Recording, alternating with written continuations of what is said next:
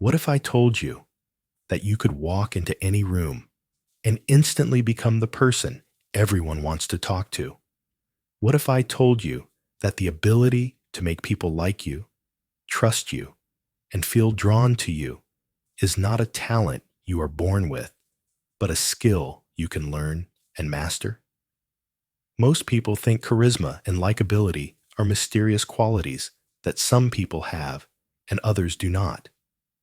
They believe that popular magnetic individuals are just naturally gifted with charm and social ease. But they are wrong. The truth is that likability follows specific patterns and principles. There is a science to human connection. There are techniques that reliably make people feel good around you, want to spend time with you, and develop positive feelings toward you. And once you understand these principles and master these techniques, you can become magnetic to anyone you meet. By the end of this video, you will have a complete system for becoming genuinely likable and socially magnetic. You will understand why most people fail at making strong, positive impressions. You will learn the exact strategies that naturally charismatic people use without even realizing it. And you will have step-by-step methods for making anyone feel immediately comfortable, valued, and drawn to you. Chapter 1. The 3 Fatal Likability Mistakes. Here is what most people do not understand about likability. Being liked is not about being impressive.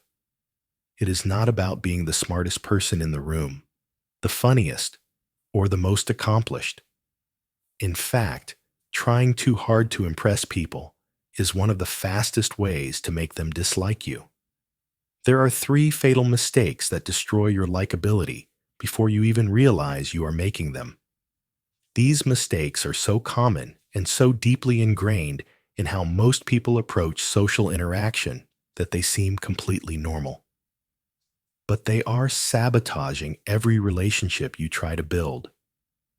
The first fatal mistake is the performance trap. This is when you approach social interaction as a performance where you are the star and everyone else is the audience. You focus on what you are going to say next, how you are coming across, whether you are being impressive enough, and what people are thinking about you. Every conversation becomes a show where you are trying to prove your worth, demonstrate your intelligence, or establish your status. The performance trap is devastating because it makes every interaction about you, when likability is actually about making other people feel good about themselves. When you are focused on your performance, you are not truly listening to others. You are not present with them. You are not making them feel seen, heard, or valued. You are essentially using them as props in your performance rather than connecting with them as human beings. People can sense when you are performing for them versus genuinely engaging with them. They might be impressed by your performance temporarily, but they will not feel drawn to you. They will not like you in the deep way that creates lasting connection and relationship. The reality is that the most magnetic people in any room are not the ones talking the most or trying to be the most impressive. They are the ones who make other people feel interesting, valued, and important. They are the ones who create space for others to shine rather than demanding all the light for themselves. The second fatal mistake is the approval addiction trap. This is when your behavior is entirely driven by wanting others to like you. You agree with opinions you do not actually hold. You laugh at jokes you do not find funny. You hide your real preferences and personality because you are afraid authenticity will make people reject you. The approval addiction trap backfires completely because it makes you boring and forgettable. When you constantly adjust yourself to match what you think others want, You erase everything distinctive and interesting about yourself. You become a bland reflection of whoever you are talking to, rather than a real person with your own perspective and personality. Moreover, people can sense inauthenticity even when they cannot articulate exactly what feels wrong. When you are being fake to gain approval, you generate an unconscious discomfort in others. They might not be able to explain why, but something feels off about you. They do not trust you because at some level, they sense you are not being real. The paradox is that trying too hard to be liked makes you less likable. People are drawn to authenticity, even when that authenticity includes quirks and opinions they do not fully agree with. A real person with a distinct perspective is infinitely more interesting and likable than a people pleaser with no apparent personality of their own. The third fatal mistake is the self-focus trap. This is when you make every conversation about your own experiences, opinions, and interests. Someone mentions they went to Italy, and you immediately launch into your Italy story. Someone talks about a challenge they are facing, and you jump in with your similar experience. Someone expresses excitement about something, and you redirect attention to your excitement about something else. The self-focus trap destroys likability because people feel dismissed and unheard when you constantly redirect conversations back to yourself. They start to feel like you do not actually care about them or their experiences. They are just triggers for you to talk about yourself. Here is the key insight. People do not like you because of how interesting you are. They like you because of how interesting you make them feel. When someone walks away from a conversation feeling like they were fascinating, engaging, and thoroughly understood, they associate those good feelings with you. They like you because you made them feel good about themselves. When someone walks away from a conversation where you dominated and redirected everything to yourself, they might be impressed by your accomplishments or experiences, but they will not feel warmly toward you. They might respect you, but they will not like you. These three traps work together to create a toxic pattern where you are trying to be liked, but actually pushing people away. You perform to be impressive, you please to gain approval, and you talk about yourself to demonstrate your value. And all three behaviors have the opposite effect of what you intend. Breaking free from these traps requires a fundamental shift in how you approach social interaction. It means recognizing that likability is not about you at all. It is about how you make other people feel. It means accepting that authenticity is more attractive than performance. It means understanding that the way to be interesting is to be interested in others. Once you make these shifts, everything about your social effectiveness changes. You stop exhausting yourself trying to impress everyone, and instead create genuine connections that happen naturally. You stop being forgettable and start being memorable for the right reasons. You stop being someone people tolerate and start being someone people actively seek out. Chapter 2: The Neuroscience of Instant Connection. To understand how to make people like you instantly, you need to understand what is happening in their brain when they feel drawn to someone. Likability is not magic. It is neuroscience. When you meet someone and they immediately like you, specific neurological processes are occurring that create those positive feelings. And once you understand these processes, you can deliberately activate them. The first neurological principle is the mirror neuron system. Your brain contains specialized neurons that fire both when you perform an action and when you observe someone else performing that action. When you see someone smile, your mirror neurons activate the same brain regions that would fire if you were smiling yourself. This creates an automatic tendency to mimic the emotional states and behaviors of people around you. This is why emotions are contagious. When you are around someone who is anxious, you start feeling anxious. When you are around someone who is relaxed and happy, you start feeling more relaxed and happy. Your mirror neurons are synchronizing your internal state with theirs. For likability, this means that the emotional state you bring to interactions directly affects how people feel around you. If you are genuinely warm, enthusiastic, and positive, people's mirror neurons will activate those same states in them. They will start feeling warm and positive, and they will associate those good feelings with you. If you are anxious, negative, or closed off, people will unconsciously mirror those states and feel uncomfortable around you. The key is authenticity. Your mirror neurons can detect fake emotions in others, and theirs can detect fake emotions in you.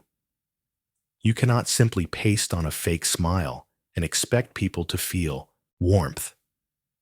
You have to genuinely feel the positive emotions you want to create in others. This is why your internal state matters so much for social success. The second principle is the reward system activation. Your brain has a reward center that releases dopamine when you experience something pleasurable. This system evolved to reinforce behaviors that helped our ancestors survive, like eating, social bonding, and achieving status. When someone makes you feel good about yourself, validates your identity, or helps you feel successful or important, they are activating your reward system. Your brain releases dopamine, you feel pleasure, and you unconsciously associate that person with good feelings. This is the neurological basis of likability. People like those who activate their reward systems. They are drawn to people who make them feel good about themselves. This explains why the most likable people are not necessarily the most impressive. They are the ones who make others feel impressive. When you genuinely listen to someone, show interest in their thoughts, validate their feelings, and make them feel valued, you are activating their reward system. Their brain is literally giving them a hit of feel-good neurochemicals when they are around you. They like you because you make them feel good. The third principle is the threat detection system. Your amygdala is constantly scanning the environment for threats. When it detects something potentially dangerous, it triggers stress responses that make you feel uncomfortable and want to escape. In social interactions, the amygdala responds to social threats like judgment, rejection, or status loss. When you meet someone and they seem critical, superior, or dismissive, your amygdala registers them as a threat. You feel uncomfortable and want to get away from them. When you meet someone who is warm, accepting, and makes you feel safe, your amygdala remains quiet. You feel comfortable and want to stay around them. Magnetic people are those who deactivate other people's threat detection systems. They create a sense of safety and acceptance that allows people to relax and be themselves. They do not judge, do not try to dominate, and do not create competition or comparison. The fourth principle is the bonding hormone oxytocin. Often called the love hormone or the trust hormone, oxytocin is released during positive social interactions, particularly those involving touch, eye contact, and synchrony. Oxytocin makes you feel warmth toward others, increases trust, and strengthens social bonds. Certain behaviors reliably increase oxytocin in social interactions. Appropriate physical touch, like handshakes, pats on the shoulder, or friendly hugs. Sustained eye contact that is warm rather than aggressive. Synchronized movement like walking together or mirroring body language. Empathetic listening, where you truly understand someone's emotional experience. Shared laughter and positive emotional experiences. When you engage in these behaviors, you increase oxytocin both in yourself and in the other person. This creates a neurochemical bond that makes both of you feel warmly toward each other. The fifth principle is the familiarity preference. Your brain has a bias toward familiar things. This is why you tend to like songs better after hearing them several times, why you prefer foods you grew up eating, and why you feel more comfortable in familiar environments. In social contexts, this familiarity bias means people tend to like those who seem similar to themselves. When someone shares your values, your interests, your background, or even your communication style, they feel familiar. Your brain interprets familiar as safe and good. Strategic use of similarity involves identifying genuine commonalities with people and highlighting those shared elements. This might mean discussing shared interests, mentioning shared experiences, or even subtly matching communication styles so that people feel you are similar to them. The sixth principle is the reciprocity circuit. Your brain is wired to return favors and match the emotional tone others set with you. When someone does something kind for you, you feel obligated to return the kindness. When someone trusts you, you feel moved to be trustworthy. When someone likes you, you feel inclined to like them back.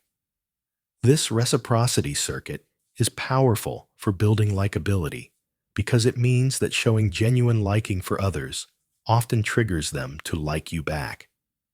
When you express authentic appreciation, interest, or warmth towards someone, their brain's reciprocity system creates a pull toward reciprocating those feelings.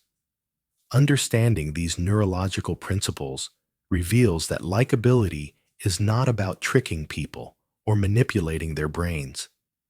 It is about engaging naturally with the social bonding systems that evolved to help humans form connections. When you create safety, activate reward systems, demonstrate similarity, and show genuine positive regard, you are simply working with human neurology rather than against it. The most naturally charismatic people do these things instinctively. They create positive emotional states in themselves, which mirror neurons spread to others. They make people feel valued, which activates reward systems. They create safety, which deactivates threat detection. They build familiarity through genuine connection. And they show warmth that triggers reciprocity. You can learn to do all of these things consciously until they become natural habits. The transformation happens when you stop thinking of social interaction as performance or competition and start thinking of it as collaborative creation of positive emotional states. Your goal is not to be impressive. Your goal is to create an interaction where both people feel good, both feel valued, and both want more of that positive experience. Chapter 3. The Presence Protocol. The single most powerful thing you can do to become instantly likable is to be genuinely present with people. This sounds simple, but in our distracted, phone-addicted, multitasking world, true presence has become rare.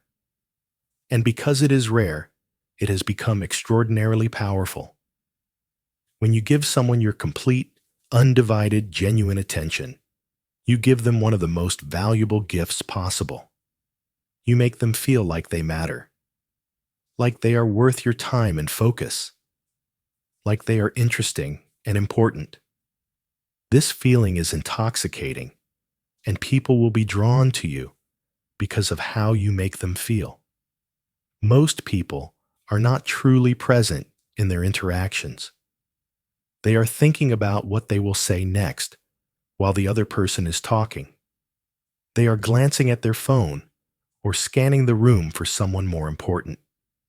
They are half listening while also running through their to-do list or worrying about other matters. This divided attention is obvious to the other person, even when they cannot articulate exactly what feels wrong. They sense that you are not fully there with them. They feel less important and less valued. The conversation feels hollow and unsatisfying. True presence means your attention is completely focused on the person in front of you in this moment. You are not thinking about the past or planning for the future. You are not judging or preparing your response. You are simply there, fully engaged with understanding this person and this moment. The first element of presence is eliminating physical distractions. Put your phone away completely, not face down on the table where you can see it light up with notifications, not in your hand where you can check it quickly. Put it somewhere you cannot see or access it during the conversation. Turn your body fully toward the person you are talking to, not at an angle where you could easily turn to someone else, fully facing them with your shoulders, torso, and feet oriented toward them. This body orientation communicates that you are fully engaged with them. Clear your hands of objects you might fidget with. Do not hold your phone, play with your keys, or manipulate objects during conversation. This restless handling of objects communicates that you are uncomfortable or not fully engaged. The second element is mental focus. Before entering an interaction, take a moment to clear your mind of other concerns. Consciously set aside whatever you were thinking about before this conversation. Make a mental commitment to be fully present for the next several minutes. During the conversation, notice when your mind wanders to other topics or starts preparing what you will say next. When you notice this happening, gently bring your attention back to what the person is saying right now. This is exactly like meditation practice. Your mind will wander. The skill is noticing when it wanders and returning attention to the present. The third element is deep listening. Most people listen at a surface level, processing the words being said, but missing the emotional content, the underlying concerns, and the full meaning. Deep listening means attending to multiple levels simultaneously. Listen to the words themselves for factual content. Listen to the emotional tone to understand how they feel about what they are saying. Listen to what is not being said, the topics they avoid, or the information they omit. Watch their body language and facial expressions for signals about their true emotional state. Listen for values and priorities that underlie their statements. When you listen at this depth, you understand people at a level they rarely experience. They feel truly seen and heard, often for the first time in a long while. This creates powerful connection and likability. The fourth element is responsive presence. Being present does not mean being silent and passive. It means responding in ways that demonstrate you are tracking and valuing what they are sharing. Use minimal encouragers like, "Yeah, I see. Tell me more," and that makes sense to show you are following along without interrupting their flow. Ask clarifying questions that demonstrate you are trying to fully understand their meaning, not just waiting for your turn to talk. Reflect back what you are hearing to verify understanding. So what you are saying is, or it sounds like, you are feeling. These reflections show that you are processing and caring about their message. Show appropriate emotional responses. If they are excited, show enthusiasm. If they are upset, show empathy. Your emotional responsiveness demonstrates that you are truly with them in the experience they are sharing. The fifth element is eliminating judgment. When you are judging someone's thoughts, feelings, or experiences as right or wrong, good or bad, you are not truly present with them. You are evaluating them from a distance rather than understanding them from within their perspective. Judgment creates an immediate barrier to connection. People sense when they are being judged, and they close down. They stop sharing authentically and start performing or defending. Presence requires suspending judgment and instead seeking to understand. This does not mean you have to agree with everything someone says. It means you focus on understanding their perspective first, before evaluating whether you agree. The sixth element is patience with silence. Most people are so uncomfortable with silence in conversation that they rush to fill every pause with words. This prevents depth from developing because depth often emerges in the pauses. When someone stops talking, do not immediately jump in with your response or a new topic. Give them space. Often, they are gathering thoughts or deciding whether to go deeper. If you wait patiently, with attentive silence, they will frequently continue and share something more meaningful than what they said initially.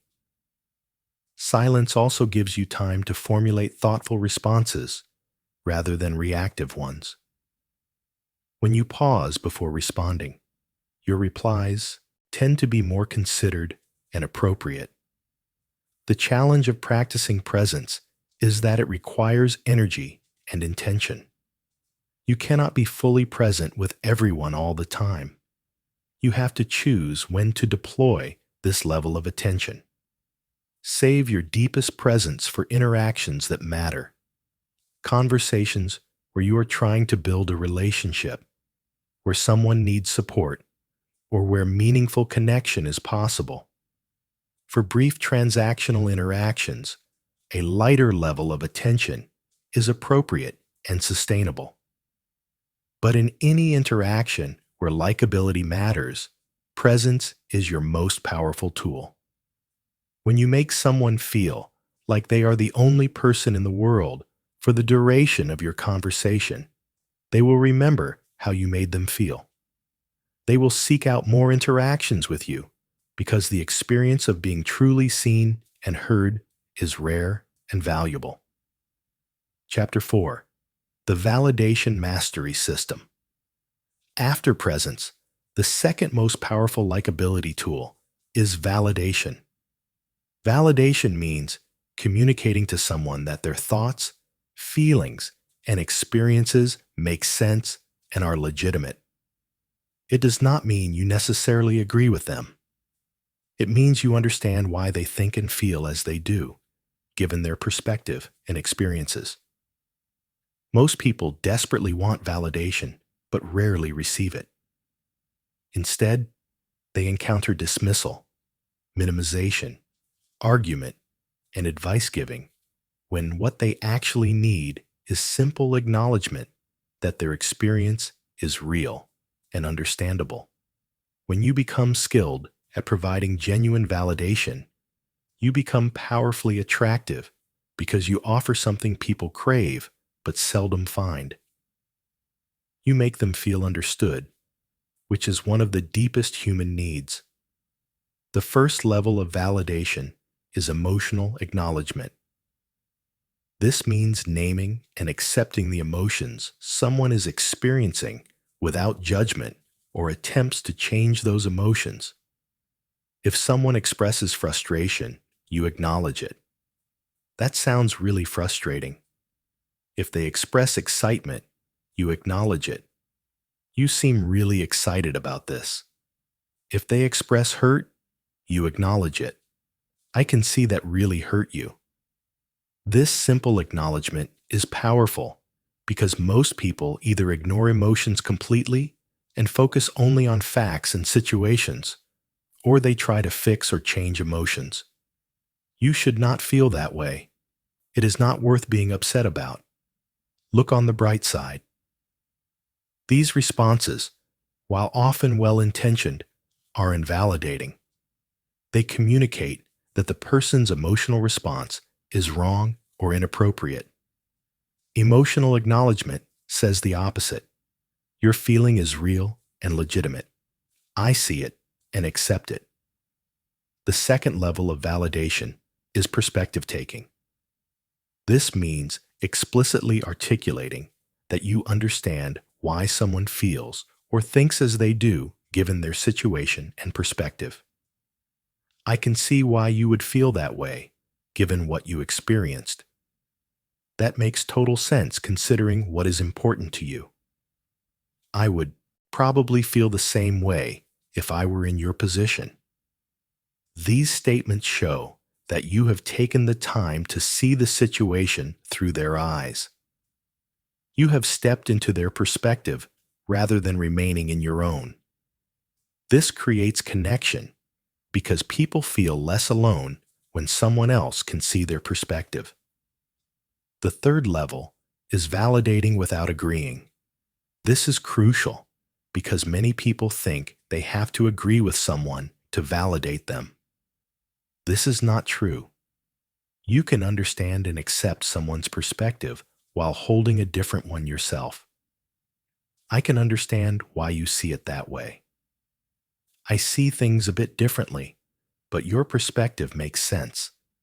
That is a legitimate way to think about this issue, even though I have concerns about some aspects. These statements acknowledge the validity of their view while leaving space for you to hold different opinions. This is much more effective than immediately arguing or dismissing their perspective.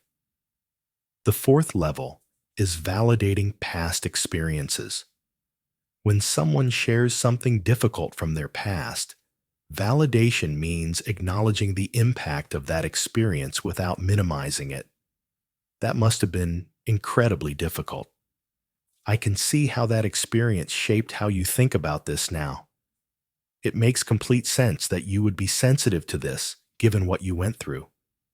This kind of validation helps people feel that their history matters and that its impact on them is legitimate. Many people carry shame about how past experiences affected them. Your validation releases that shame. The fifth level is validating needs and wants.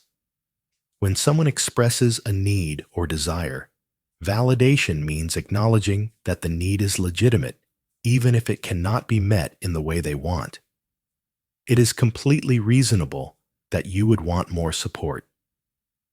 I understand why you need more clarity before making this decision. It makes sense that you would need time to process this. These statements separate validating the need from promising to meet it. You can acknowledge someone's need is legitimate while explaining that you cannot provide what they are asking for. The sixth level is self-disclosure of similar experiences. When appropriate, sharing that you have felt or thought similarly validates through commonality. I have felt that way too. I have struggled with something similar. This creates validation through shared humanity. It communicates that they are not alone or unusual in their experience. However, this technique must be used carefully. The self-disclosure should be brief and should return focus to their experience quickly. The goal is to normalize their experience, not to redirect attention to yourself. The seventh level is validating effort and intention even when outcome was problematic. When someone has tried to do something good but it did not work out well, you can validate their positive intention while acknowledging the problematic result. I can see you were trying to help, even though the result was not what you hoped for. I know you meant well with this decision, even though it created some challenges. This kind of validation preserves the person's sense of themselves as well-intentioned while still addressing problems. It allows them to hear feedback without becoming completely defensive. What validation is not is agreement with everything someone says, approval of problematic behavior, or enabling harmful patterns. You can validate someone's feelings about a situation while still setting boundaries about behavior. I understand you are angry, and I cannot accept being yelled at. You can validate their experience while still disagreeing with their conclusions. I hear that this has been your experience, and I have seen something different in similar situations. The key is that validation comes first, before disagreement or boundary setting. When people feel validated, they can hear disagreement without becoming defensive. When they do not feel validated, any disagreement feels like an attack. Practicing validation requires overcoming several common barriers. The first barrier is the rush to problem solve. Many people, especially men, respond to someone sharing a problem by immediately offering solutions. But often, people share problems because they want validation and understanding, not advice. Before offering any solutions, validate their experience. After validation, you can ask if they want help thinking through solutions. Often, they will either decline because they just wanted to be heard, or they will gratefully accept because now they feel understood enough to be open to suggestions. The second barrier is the need to share your own experience. When someone shares something, you might immediately want to say, "That happened to me too," or "I know exactly how you feel." Resist this urge initially. First, validate their specific experience. Then, only if it seems helpful, you can briefly share commonality. The third barrier is the discomfort with negative emotions. Many people are so uncomfortable with negative emotions that they immediately try to cheer someone up or point out positives. This is invalidating. Sit with their negative emotion. Acknowledge it. Let them know it is okay to feel bad. You do not have to fix it. The fourth barrier is your own judgment. If you think someone is overreacting or being unreasonable, you will struggle to validate them. Remember that validation is not agreement. It is understanding. You can understand why someone feels as they do, even if you would not feel that way in their situation. When you master validation, several things happen. People open up to you more because they feel safe being authentic. Conflicts de-escalate more quickly because people do not feel they have to fight to be understood. Your influence increases because people listen to you after they feel heard by you. Your relationships deepen because validation creates intimacy. You become someone people actively seek out because the experience of being validated is rare and valuable. Chapter 5. The Curiosity Advantage. One of the most magnetic qualities you can develop is genuine curiosity about people. When you are truly interested in understanding others, learning their stories, and discovering what makes them unique. People feel your interest and respond powerfully to it. Curiosity makes you likable for several reasons. It makes people feel valued and interesting.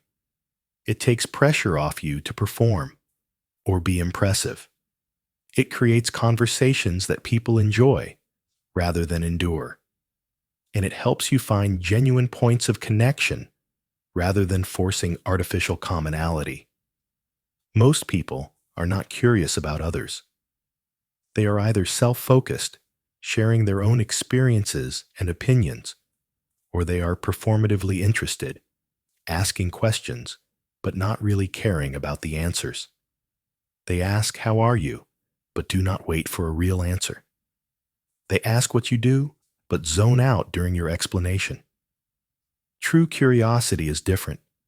It is genuine desire to understand this particular person. What is their story? What do they care about? How do they see the world? What has shaped them? What excites them? When you approach people with this authentic curiosity, you unlock connection. The first principle of curiosity is asking open-ended questions. Closed questions that can be answered with yes or no, or a single word, do not invite real sharing. Did you have a good weekend? Where are you from?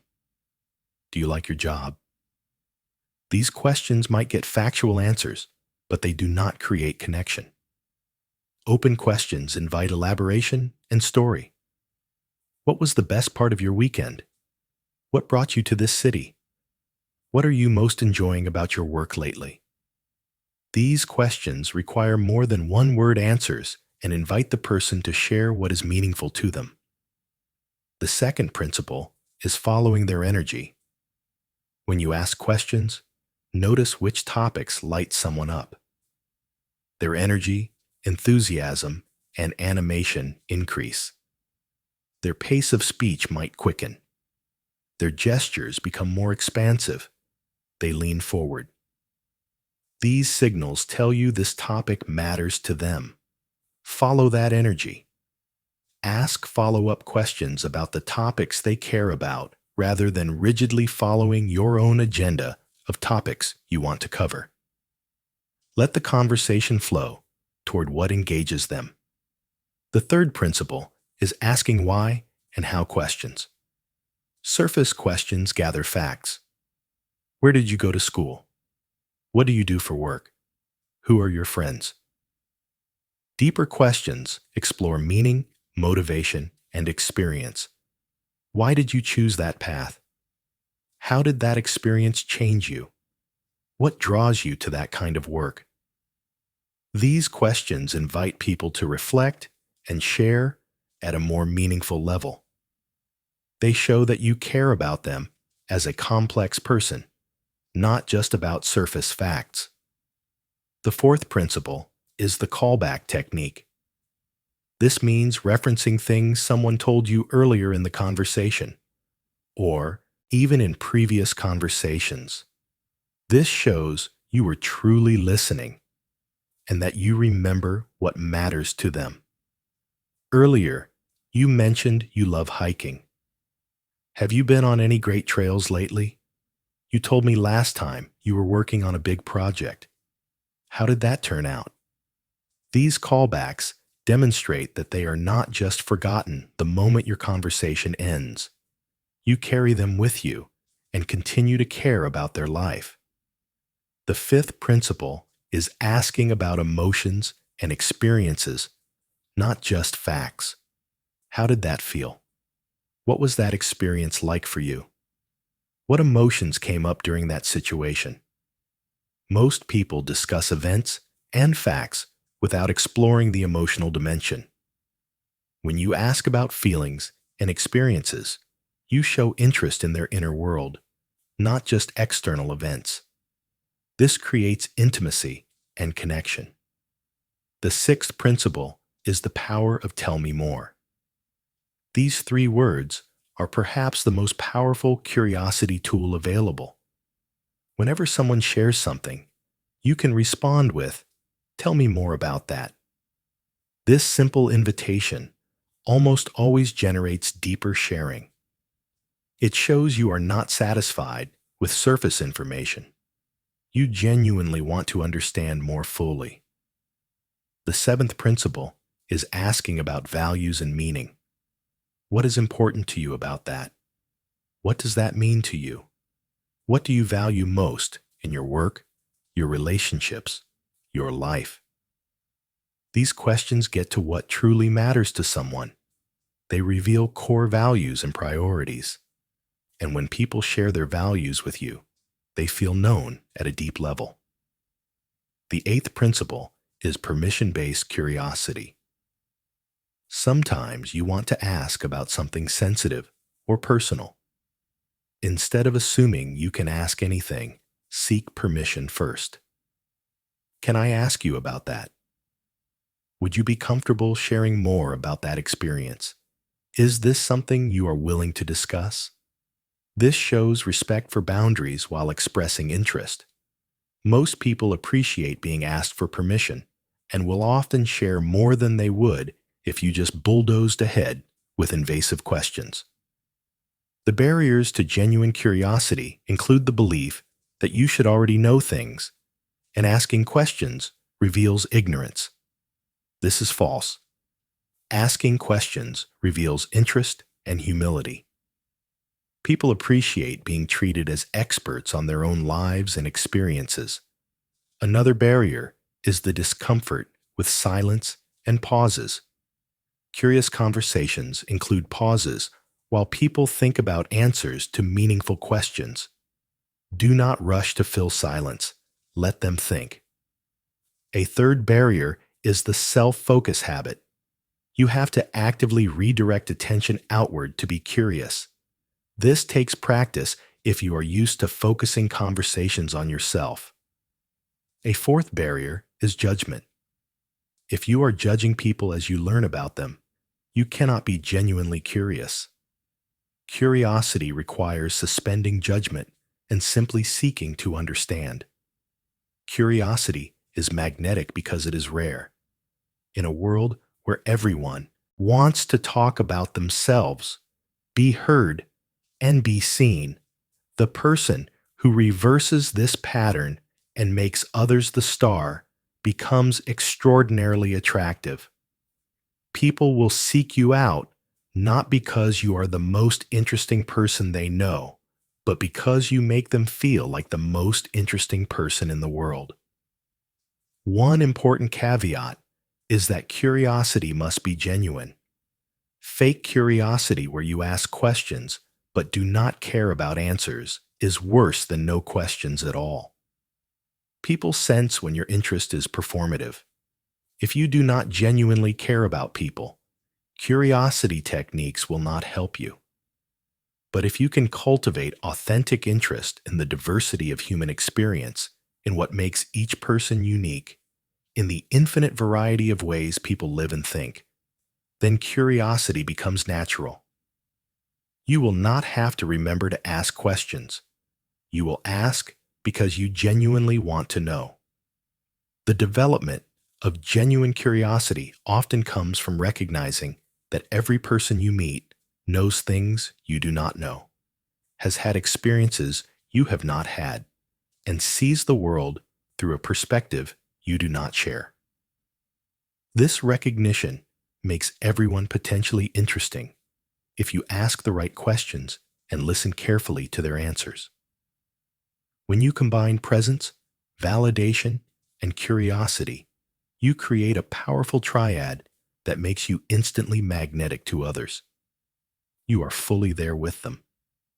You make them feel understood, and you explore who they are with genuine interest.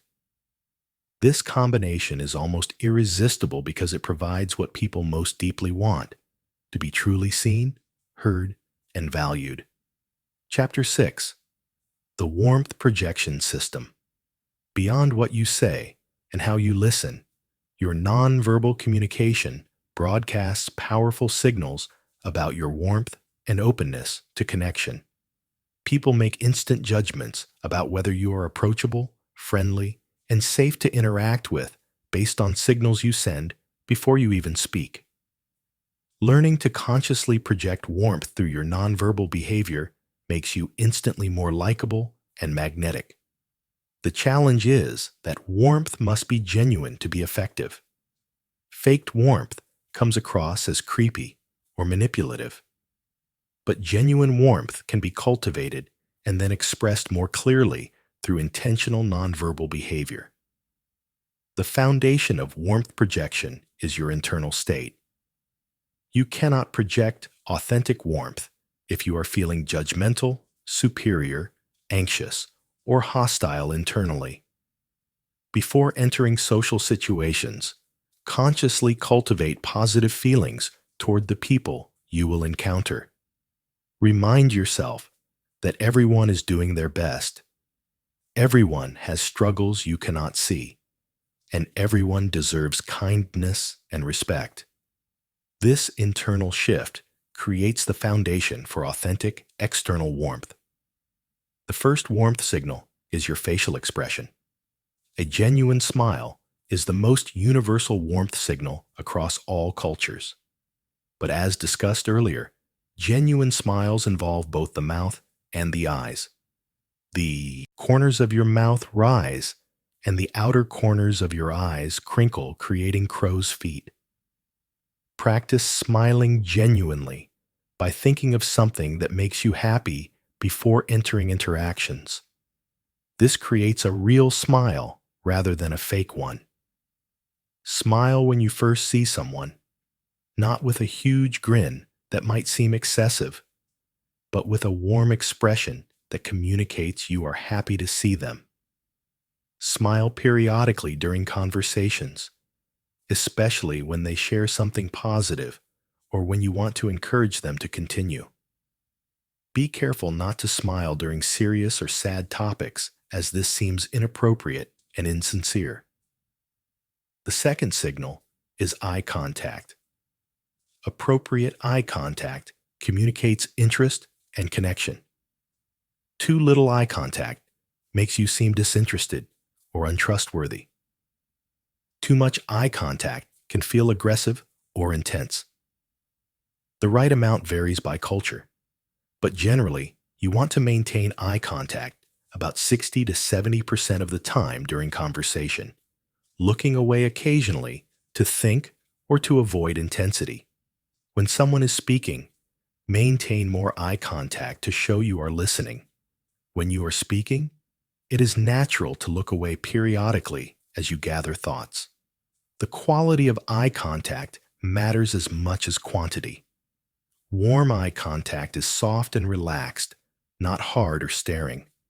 Your gaze should feel like gentle attention rather than intense scrutiny.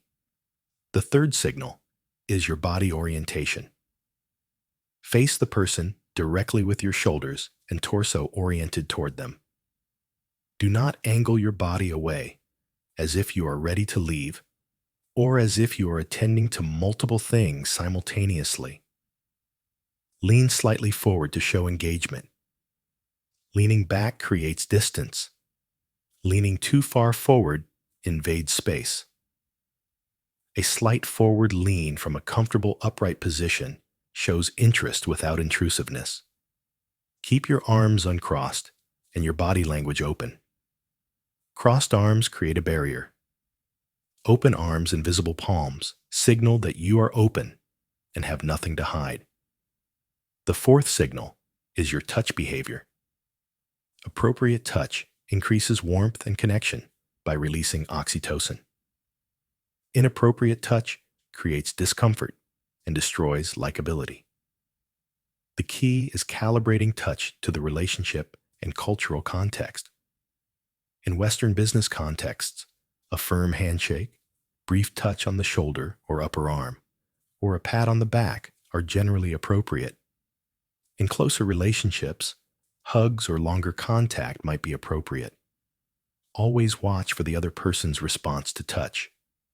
If they stiffen, pull away, or seem uncomfortable, you have exceeded their comfort zone. Respect that and reduce touch. Some people are naturally high touch and comfortable with physical contact. Others are touch averse and find most contact uncomfortable. Adapt to the other person's preferences rather than imposing your own. The fifth signal is your vocal warmth. Beyond the words you use, how you speak communicates warmth or coldness. Warm vocal qualities include moderate pace that is neither rushed nor dragging, varied pitch and tone rather than monotone, appropriate volume that is not too loud or soft, and vocal energy that shows enthusiasm without being overwhelming. Cold vocal qualities include flat monotone delivery, very fast rush speech, very slow dragging speech, and sharp or harsh tones. Record yourself speaking and listen to your vocal qualities.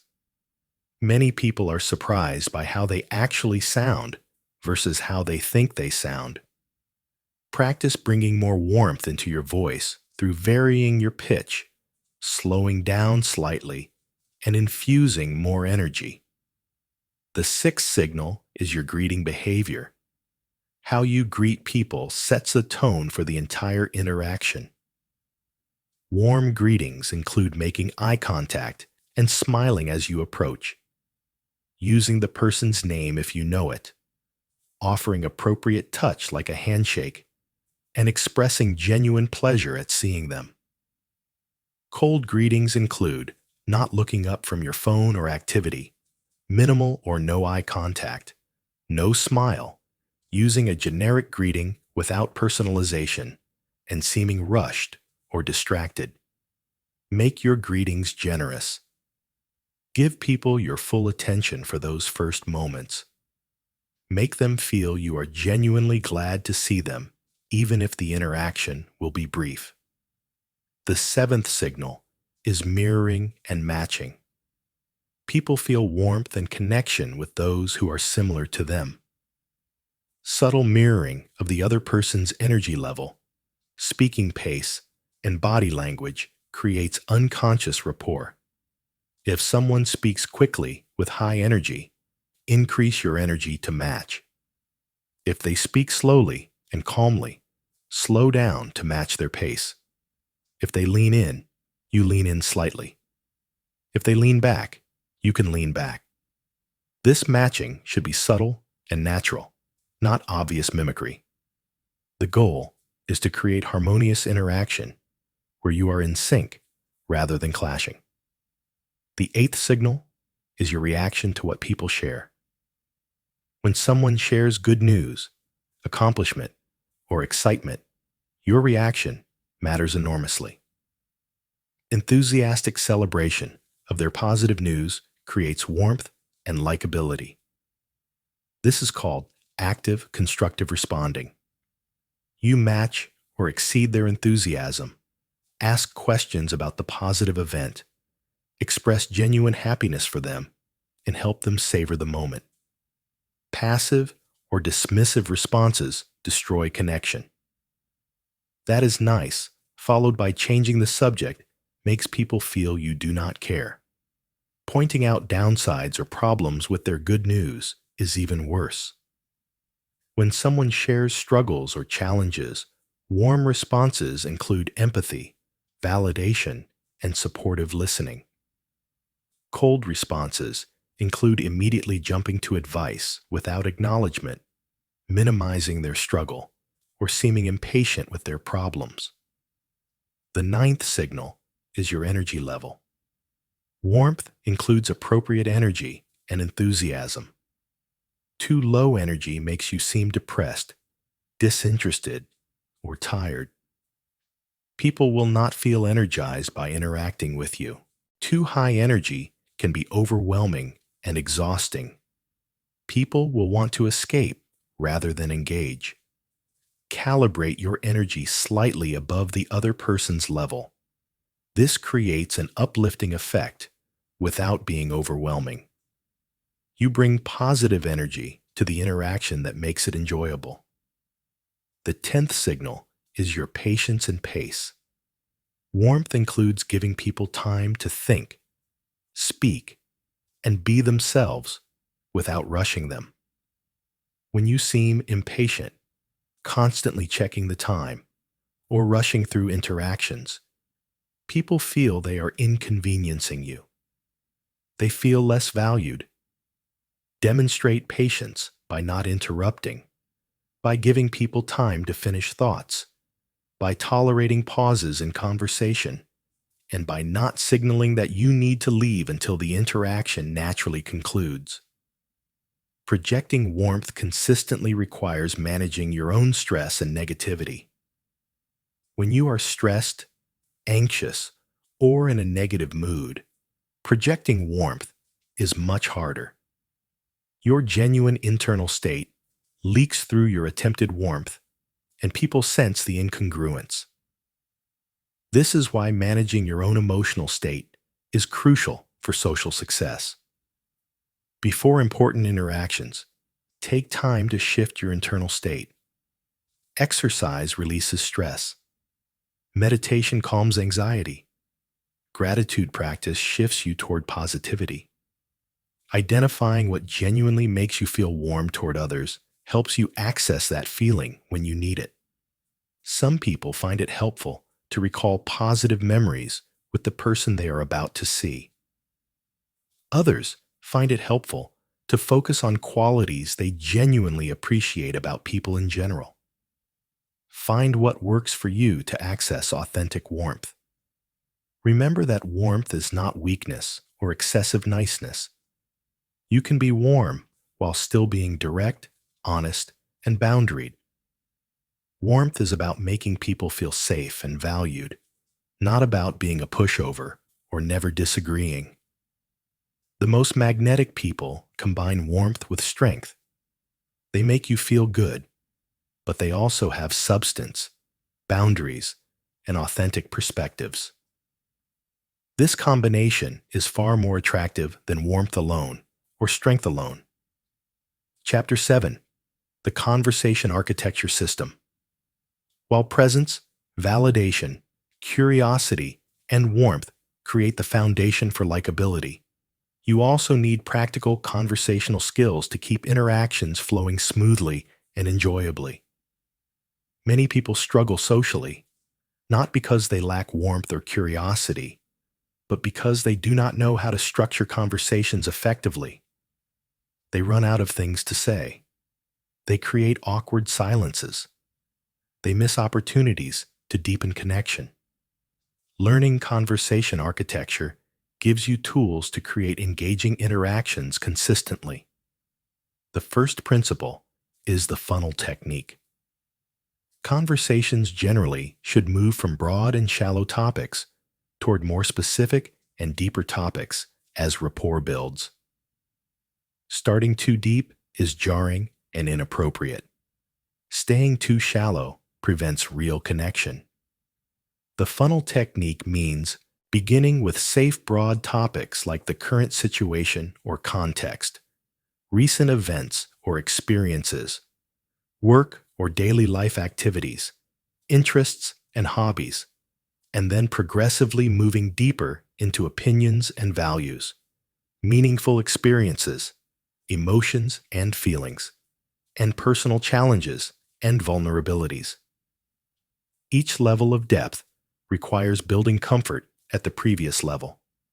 You cannot jump directly to deep vulnerability with someone you just met. But you also need to progress beyond surface chit-chat to create meaningful connection. The second principle is the branch technique. Conversations are not linear. They branch and explore different topics before returning to main themes. Good conversationalists notice when a topic has energy and follow that branch. They also notice when a topic is dying and gracefully introduce a new branch. To branch effectively, listen for keywords or themes that suggest potential topics to explore. If someone mentions they recently traveled, that is a branch opportunity. If they mention a hobby, that is a branch. If they reference a challenge at work, that is a branch. Ask a follow-up question that invites them to explore that branch. Then follow their lead about whether they want to go deeper into that topic, or if they are giving minimal responses indicating they want to move on. The third principle is the bridge technique. This is how you smoothly transition between topics without jarring shifts. Bridges connect one topic to another through commonality or logical connection. That reminds me of something similar. Speaking of travel, have you been anywhere interesting lately? On a related note, I wanted to ask you about something. These bridges acknowledge the previous topic while introducing a new one. They create flow rather than abrupt changes. The fourth principle is the contribution balance. In good conversations, both people contribute relatively equally over time. One person might speak more in one segment while the other listens, but then the pattern reverses. Neither person dominates consistently. Monitor contribution balance by noticing how much you are speaking versus the other person. If you have been speaking for several minutes, pause and invite their contribution. What do you think about that? Has anything like that happened to you? If they have been speaking extensively, you can share something relevant before returning attention to them with another question. The goal is not rigid 50-50 division in every moment, but overall balance that makes both people feel they had opportunity to participate. The fifth principle is the depth matching. Move deeper gradually and watch whether the other person matches your depth. If you share something moderately personal and they respond with something equally personal, you can continue deepening. If you share something personal and they respond with something surface level, they are signaling they are not ready to go deeper. Respect that and return to lighter topics. Depth matching prevents the discomfort of forced intimacy or the disappointment of one person wanting connection while the other maintains distance. The sixth principle is storytelling skill. Conversations often involve sharing stories about experiences. Good stories are structured with context, a beginning that sets up the situation, a middle with some kind of challenge or interesting development, and an ending with resolution or meaning. Stories that are too long without interesting elements lose people's attention. Stories that are all build up with no payoff disappoint. Stories that are told without enough context confuse people.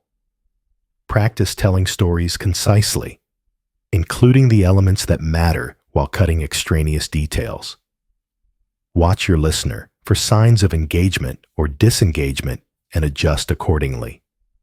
The seventh principle is humor calibration.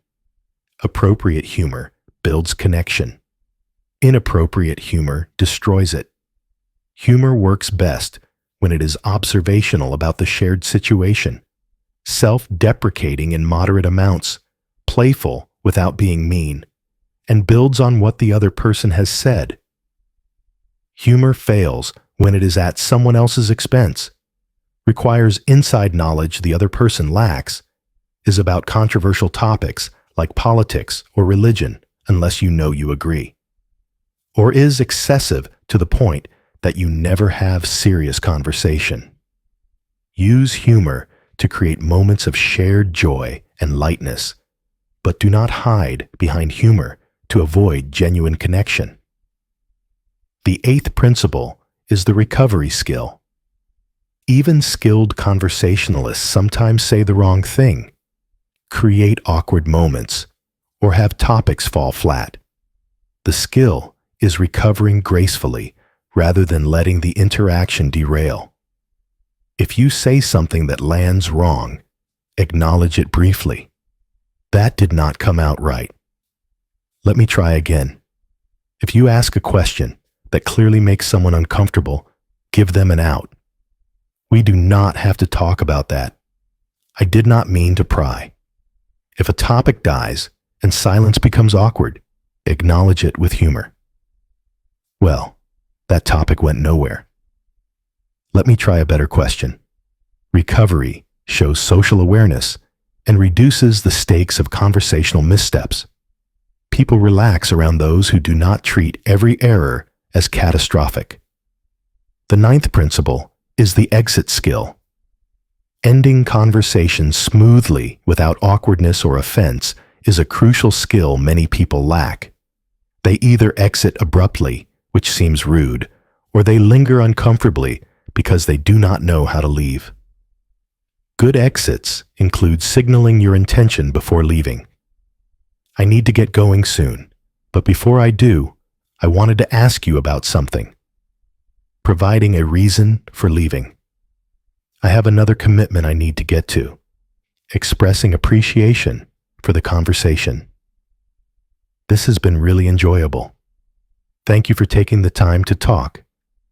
Making a plan for future connection, if appropriate. Let's continue this conversation soon. Would you like to grab coffee next week?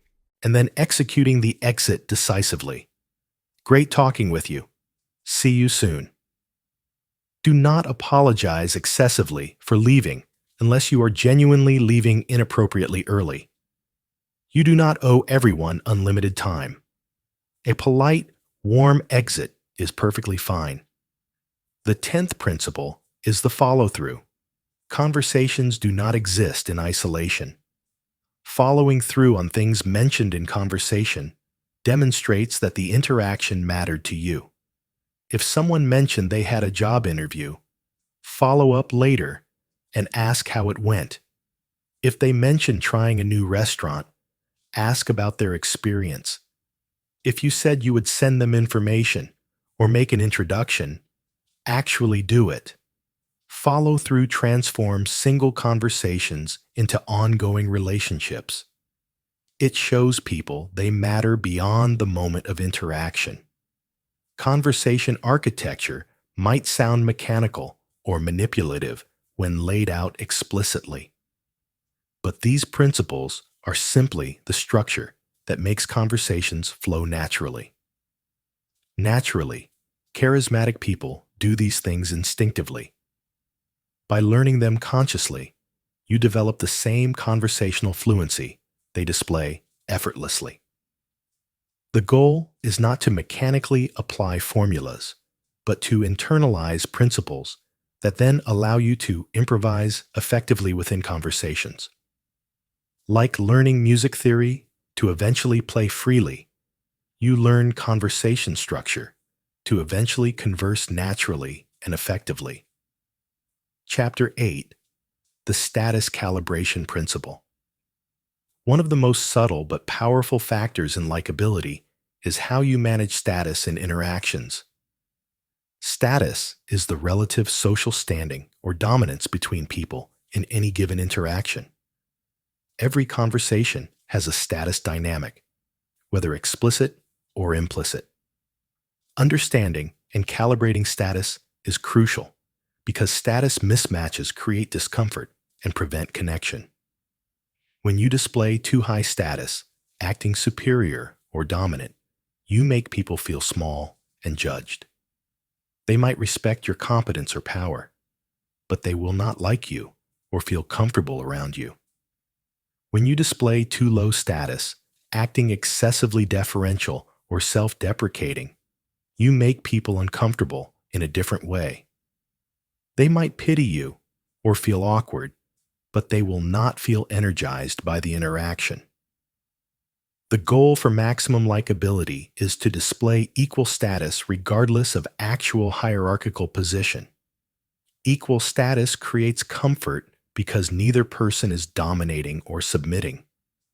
Both feel respected and valued. Understanding status signals allows you to calibrate your behavior appropriately. High-status behaviors include speaking first, asking questions rather than answering them, interrupting others, taking up more physical space, speaking with fewer verbal fillers, maintaining steady eye contact, speaking in declarative statements rather than questions, and moving and speaking slowly and deliberately. Low-status behaviors include waiting to be spoken to, answering questions but not asking them, allowing interruptions without objection, minimizing physical space, using many verbal fillers like and, avoiding eye contact, speaking with upward inflection that turns statements into questions, and moving and speaking quickly and nervously. For maximum likability, you want to use a balanced mix of high and low status behaviors that communicate equality. You ask questions and answer them, You take up reasonable space without dominating. You speak clearly, but also acknowledge uncertainty when appropriate. The exception to equal status display is when the hierarchical reality is very clear and the other person expects you to display your position. If you are the established expert or authority and you try to display equal status with a novice, they might lose confidence in you. They came to you precisely because of the status difference. In these cases, displaying appropriate high status is actually more comfortable for everyone. I will teach you. I have expertise here. This is expected and appropriate. Similarly, if you are clearly the lower status person in a hierarchical relationship and you try to force equal status, you might come across as inappropriately presumptuous. A junior employee trying to act as an equal peer with the CEO might make everyone uncomfortable. The skill is reading the situation and calibrating appropriately. In peer relationships, display equal status. In hierarchical relationships, where your role is to lead or teach, display enough high status to fulfill that role without being domineering. In hierarchical relationships, where you are in the lower position, show appropriate respect while maintaining your dignity and not becoming obsequious. Many likability problems come from status miscalibration. The person who constantly tries to prove they are the smartest or most accomplished in every conversation is displaying inappropriate high status. They are dominating and making others feel small. The person who excessively self-deprecates and constantly apologizes is displaying inappropriate low status. They are making others uncomfortable with their lack of confidence. The person who brags constantly is seeking status validation. They feel insecure about their standing and try to prove their value through accomplishments and acquisitions. This is off-putting because it makes every interaction about them and their need for validation. The person who name drops constantly is trying to borrow status from association with high-status others. This also comes across poorly because it reveals insecurity and attempts to impress. Status security is more attractive than status seeking. When you are comfortable with yourself and not constantly trying to prove your worth, people feel more comfortable around you. You are not creating a competition for status. You are just being yourself and allowing them to be themselves. One way to display status security is through admitting uncertainty or mistakes without excessive apologizing or self-flagellation. I do not know the answer to that. Good question. I made a mistake there. I will fix it. These statements show you are not trying to appear perfect or all-knowing. You are secure enough to be human. Another way is through giving credit generously. That was John's idea. The team really pulled together on this. Mary had the crucial insight. Secure high-status people do not need to claim all credit. They can acknowledge others' contributions freely. A third way is through being comfortable with silence and pauses. Status insecurity makes people fill every silence with nervous talking. Status security allows for comfortable silence. You do not need to perform constantly. A fourth way is through asking for help or advice without shame. Could you help me understand this? What would you do in this situation? Secure people know they do not have all answers and are not diminished by seeking input. Understanding status also helps you make others comfortable by lowering your status slightly when appropriate. If someone seems intimidated by your expertise or position, you can display more uncertainty, ask more questions, and show more vulnerability. This brings you closer to equal status and helps them relax. If someone seems to be excessively self-deprecating, you can reflect their positive qualities back to them and avoid agreeing with their negative self-assessments. This raises their status toward equality. The goal is creating interactions where both people feel respected, valued, and comfortable. Status awareness and calibration is one of the tools for achieving that goal. Chapter 9: The Positivity Optimization System. People are drawn to those who make them feel good. This seems obvious, but many people consistently create negative emotional experiences for others without realizing it. They complain constantly, focus on problems, share bad news, and create an atmosphere of stress and negativity. Then they wonder why people avoid them. Optimizing for positivity does not mean being fake or suppressing genuine problems. It means consciously creating more positive than negative emotional experiences in your interactions. Research suggests that relationships thrive when positive interactions outnumber negative ones by about 5 to 1. This ratio applies to marriages, friendships, and professional relationships. When negativity dominates, relationships deteriorate. When positivity dominates appropriately, relationships flourish. The first element of positivity optimization is managing complaining. Everyone needs to vent occasionally. Sharing frustrations with trusted others is healthy. But chronic complaining is toxic to likability. It drains others' energy and creates negative associations with you. Set limits on complaining. If you need to vent, ask permission first. Do you have time for me to vent about something? This respects the other person's capacity and signals that you know you are asking for. Emotional labor. Keep complaining time limited. Share the frustration, receive support or validation, then consciously move to other topics. Do not let complaining dominate entire conversations. Balance complaints with solutions or acceptance. After expressing frustration, either discuss what you will do about it or acknowledge that you are choosing to accept the situation.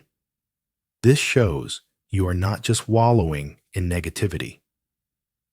The second element is celebration amplification. When good things happen to you or others, fully celebrate them. Share your excitement. Express genuine happiness. Savor positive experiences rather than minimizing them or immediately pointing out potential downsides. When others share good news, respond enthusiastically. That is fantastic. Tell me more. How are you feeling about it? What was the best part? This active, constructive responding amplifies their positive emotion and associates you with that good feeling. Many people accidentally rain on others' parades by pointing out problems or risks in good news. You got a promotion? That means more work and stress. You are excited about a vacation. That place is very touristy. These responses deflate positive emotion and make people not want to share good news with you. The third element is gratitude expression. Regularly expressing appreciation for others and for positive aspects of your life creates positive emotional experiences. Thank people specifically for things they have done. Thank you for taking time to explain that to me. I really appreciate it. Express appreciation for qualities you value in others. I really value your perspective on these issues. Share gratitude for positive aspects of your life without complaining about what is missing. This creates an atmosphere of abundance rather than scarcity. Gratitude is contagious. When you express it, others feel better and often begin expressing their own gratitude. This upward spiral creates positive emotional experiences for everyone involved. The fourth element is humor and playfulness. Appropriate humor creates moments of shared joy that bond people together.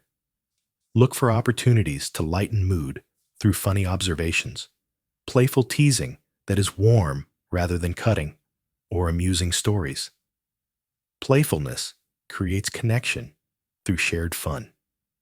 This might mean silly games, creative activities, or simply approaching situations with lightness rather than heavy seriousness. Balance is important. Too much humor and playfulness can make you seem unserious or like you cannot handle genuine issues. But appropriate amounts create positive experiences people want to repeat. The fifth element is hope and possibility focus. When discussing challenges or problems, balance acknowledgement of difficulty with focus on possibilities and potential solutions. Yes, this is difficult, and here are some things we might try. This is challenging, and I believe we can figure it out. This orientation toward possibility creates a sense that problems are solvable rather than overwhelming. It makes people feel energized rather than defeated. Avoid catastrophizing or assuming the worst possible outcomes. When you constantly predict disaster, you create anxiety in others. Realistic optimism that acknowledges challenges while maintaining confidence and capacity to handle them is most attractive. The sixth element is energy management.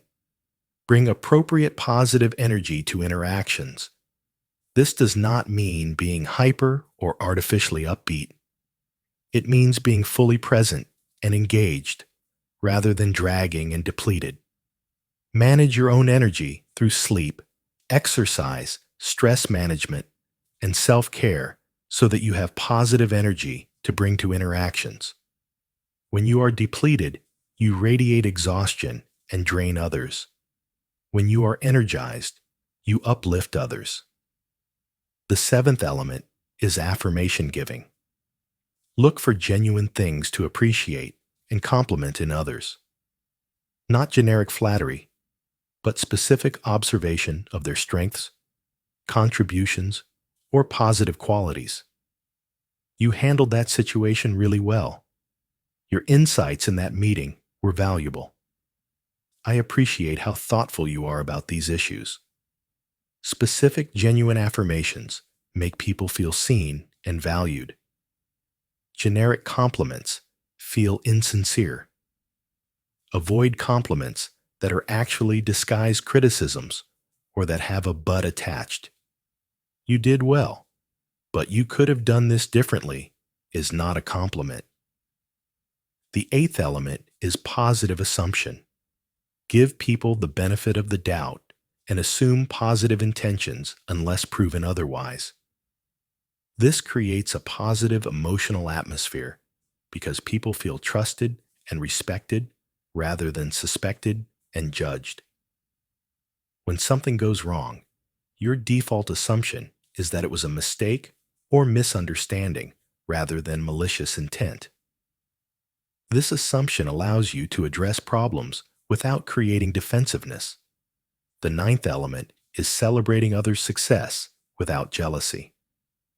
When people around you succeed, accomplish goals, or receive recognition, celebrate with them genuinely. Jealousy and competition destroy likability. Secure people can be happy for others' success because they do not see it as diminishing their own worth. If you struggle with jealousy, work on it privately.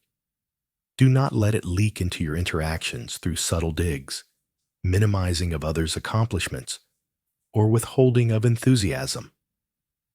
The 10th element is optimistic interpretation. When ambiguous situations arise, interpret them positively rather than negatively. They have not responded to my message means they are busy, not they are ignoring me. They gave critical feedback means they care about my development, not they do not like me. This optimistic interpretation creates less stress for you and prevents you from projecting negative energy onto others based on unfounded assumptions. Positivity. Optimization is not about being a Pollyanna who ignores real problems or who is relentlessly cheerful in ways that feel fake. It is about consciously creating more positive than negative emotional experiences in your interactions. It is about being someone who makes people feel better during and after interactions with you. People will seek out interactions that make them feel good and avoid interactions that make them feel bad. By optimizing for positivity, you make yourself someone people want to spend time with. You become associated with good feelings, energy, and uplift rather than with drain, negativity, and stress. Chapter 10. The Authenticity Paradox. Throughout this system, you might notice an apparent contradiction. Be warm and positive, but also be authentic. Calibrate your behavior strategically, but also be genuine. Use techniques consciously, but also be real. This is the authenticity paradox, and resolving it is crucial for sustainable likability. The resolution is that authenticity and social skill are not opposites. They are complementary. Authenticity does not mean saying every thought that crosses your mind or expressing every emotion you feel without filter. That is not authenticity. That is lack of self-regulation. True authenticity means your external behavior aligns with your genuine internal values and feelings, not that you have no filter or strategy. Social skill means expressing your authentic self in ways that create connection rather than alienation. It means being strategically authentic. The first principle of strategic authenticity is selective vulnerability. You share genuine thoughts and feelings, but you calibrate how much and when based on the relationship and context. With close trusted friends, you might share deep struggles and insecurities. With acquaintances, you share more moderately. With strangers or professional contacts, you share less deeply. This is not being fake. It is having appropriate boundaries. You do not owe everyone access to your innermost self. Sharing the right amount for the relationship level is both authentic and socially intelligent. The second principle is values alignment. Your behavior should align with your genuine values, even as the specific expressions vary by context. If you value kindness, that value should be evident across contexts, even though how you express kindness differs with your children versus your colleagues versus strangers. If you value honesty, you are honest across contexts, even though how directly you express difficult truths might vary. When your behavior consistently reflects your core values, you are being authentic even when you adapt your style to different situations. The third principle is emotional honesty without emotional vomiting. You can be honest about your emotions without dumping unprocessed emotional content on others. I am feeling frustrated about this situation is emotionally honest. Yelling at someone in anger is emotional vomiting. I am feeling hurt by what happened is authentic. Withdrawing completely and punishing someone with silence is neither authentic nor skillful. Express your genuine emotions, but in ways that invite connection rather than create damage. The fourth principle is opinion sharing with respect for disagreement. You can have strong opinions and express them authentically, while also respecting that others might disagree. This is what I think, and I understand you see it differently, is authentic and respectful. You are wrong, and here is why creates unnecessary conflict. Authentic people are not weak or wishy-washy in their views. They simply present their views as their views, rather than as universal truths everyone must accept.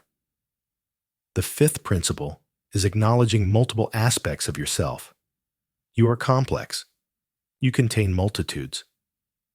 You might be serious and playful, strong and vulnerable, confident and uncertain in different moments and contexts. Showing different aspects of yourself in different situations is not being fake. It is being human. The danger is when you completely hide major aspects of yourself because you fear they are unacceptable. If you hide your sense of humor at work because you think you must always be serious, you are being less authentic than necessary. If you never show vulnerability because you think you must always appear strong, you prevent deep connection. The goal is allowing more of your genuine self to show while still exercising judgment about what is appropriate when. The sixth principle is honest communication about your needs and boundaries. Authenticity includes saying what you need and what you are not willing to accept. I need more notice before schedule changes. I am not comfortable discussing that topic. I need support right now, not advice. These statements are authentic and create healthier relationships than hiding needs and then resenting others for not meeting them. The seventh principle is admitting when you do not know or are uncertain.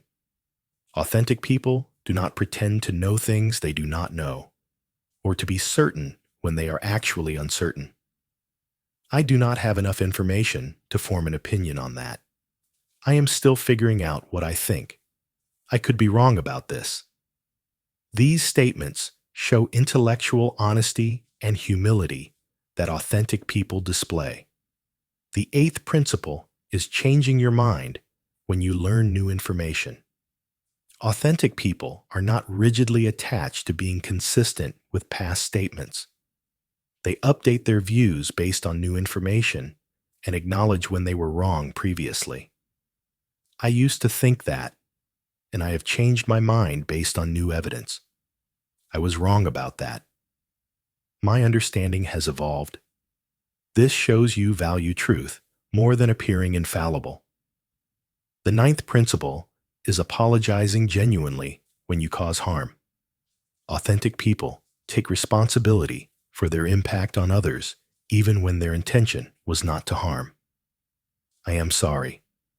I did not mean to hurt you, but I understand that I did. What can I do to make this right? Genuine apology, without excessive self-flagellation or defensiveness, is a mark of authentic character. The 10th principle is aligning your life with your values over time. Authenticity is not just about single interactions.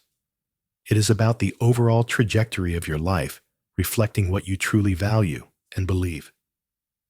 If you say you value family, but never spend time with them, that is inauthentic, regardless of how honest you are in individual conversations. If you claim to care about social justice, but never act on those values, that is inauthentic. Living authentically means making choices over time that reflect your genuine priorities, even when those choices are difficult or socially unpopular. This long-term consistency between values and actions is the deepest form of authenticity. The authenticity paradox resolves when you understand that social skill helps you express your authentic self more effectively. The techniques in this system are not masks to hide behind. They are tools to help you connect more genuinely with others. When you practice presence, you connect more authentically by actually being there with people. When you validate, you authentically acknowledge others' experiences. When you show curiosity, you authentically engage with who they really are. These are not manipulations. They are genuine connection skills. The goal is not to become a social robot mechanically applying techniques. The goal is to internalize principles that allow you to be more fully yourself while creating more positive experiences for others. You do not have to choose between being liked and being real. When you combine authenticity with social skill, you become both genuinely yourself and genuinely likable. You attract people who appreciate the real you, and you connect with them in ways that satisfy both of you. This is sustainable likability, built on genuine connection rather than exhausting performance. Chapter 11: The Memory and Recognition System. One of the most powerful, yet underutilized likability tools is remembering details about people and recognizing them in ways that make them feel valued. Everyone wants to feel memorable and significant. When you demonstrate that someone mattered enough for you to remember them and details about their life, you create powerful positive feelings.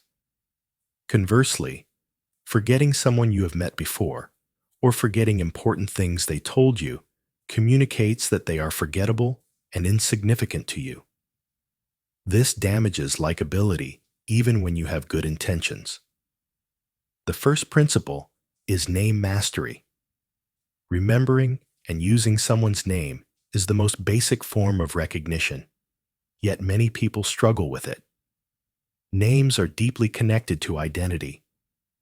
When you remember someone's name, you signal that they exist as a distinct individual to you, not just as a generic person filling a role. When you forget their name, you signal they did not matter enough for you to encode that basic information. To improve name memory, use the name immediately upon hearing it. Nice to meet you, Sarah. Repeat it several times during the initial conversation. Associate the name with something distinctive about the person. Create a mental image connecting their name to their appearance or something they mention. If appropriate, write down names after meetings, along with identifying details. Review these notes before subsequent meetings. When you encounter someone whose name you cannot recall, admit it gracefully rather than faking it or avoiding using any name. I apologize. I am terrible with names. Could you remind me? This is better than obviously not knowing while pretending you do. Use names periodically during conversation, though not excessively, which can feel manipulative. Sarah, what do you think about that? Names get people's attention and make interaction more personal. The second principle is detail recall. Beyond names, remembering significant details people shared with you demonstrates that you were truly listening and that they mattered to you. Details worth remembering include family members' names and ages, major life events they mentioned, challenges they were facing, goals they were working toward, interests and hobbies, preferences and dislikes, and important dates or upcoming events. Create a system for capturing these details. Some people keep contact notes in their phone or CRM system. Others keep a journal. Others rely on memory, but consciously review after interactions. When you see someone again, reference things they told you previously. How did your daughter's recital go? Did you end up taking that trip to Vancouver? How is the big project you were working on? These callbacks show you remember them as a complete person, not just as someone you interact with in the moment. The third principle is thoughtful gestures based on memory. When you remember someone's preferences or interests, you can demonstrate that memory through small, thoughtful gestures.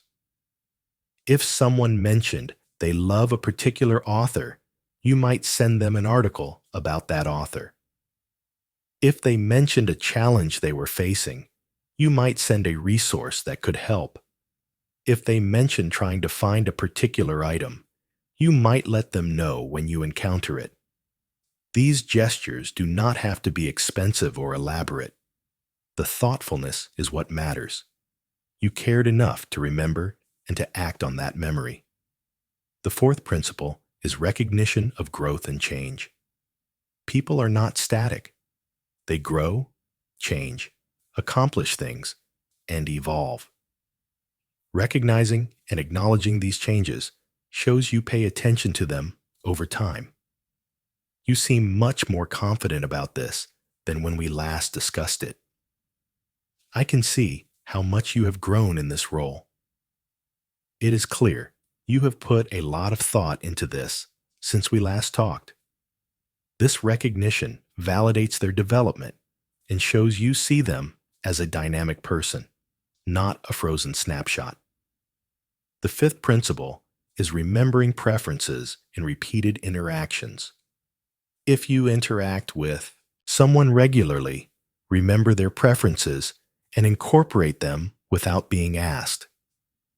If you know they prefer tea over coffee, offer tea. If you know they are vegetarian, suggest restaurants with good vegetarian options. If you know they are not a morning person, avoid scheduling early meetings when possible.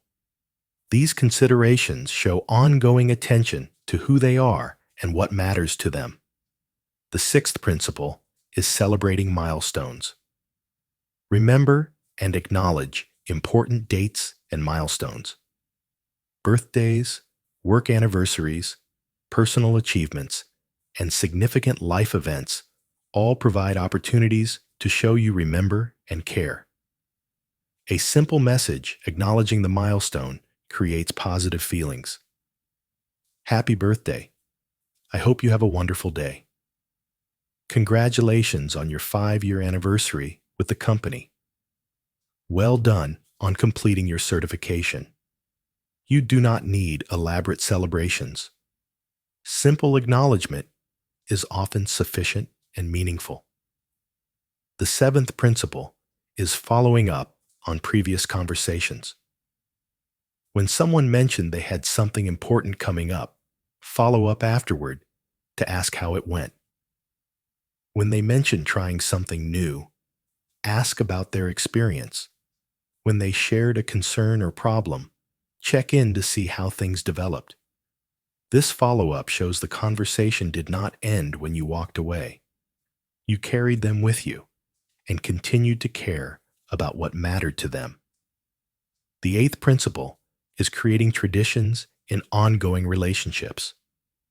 In relationships that continue over time, small traditions create connection and demonstrate consistency. Maybe you always grab coffee on Friday mornings. Maybe you have an annual tradition of attending a certain event together. Maybe you exchange book recommendations regularly. These traditions create structure and demonstrate that the relationship has continuity and importance to you. The ninth principle is remembering how to make them feel valued. Different people feel valued in different ways.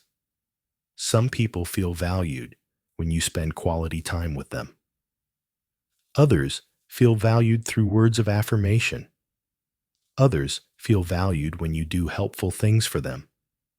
Others feel valued through thoughtful gifts. Others feel valued through appropriate physical affection.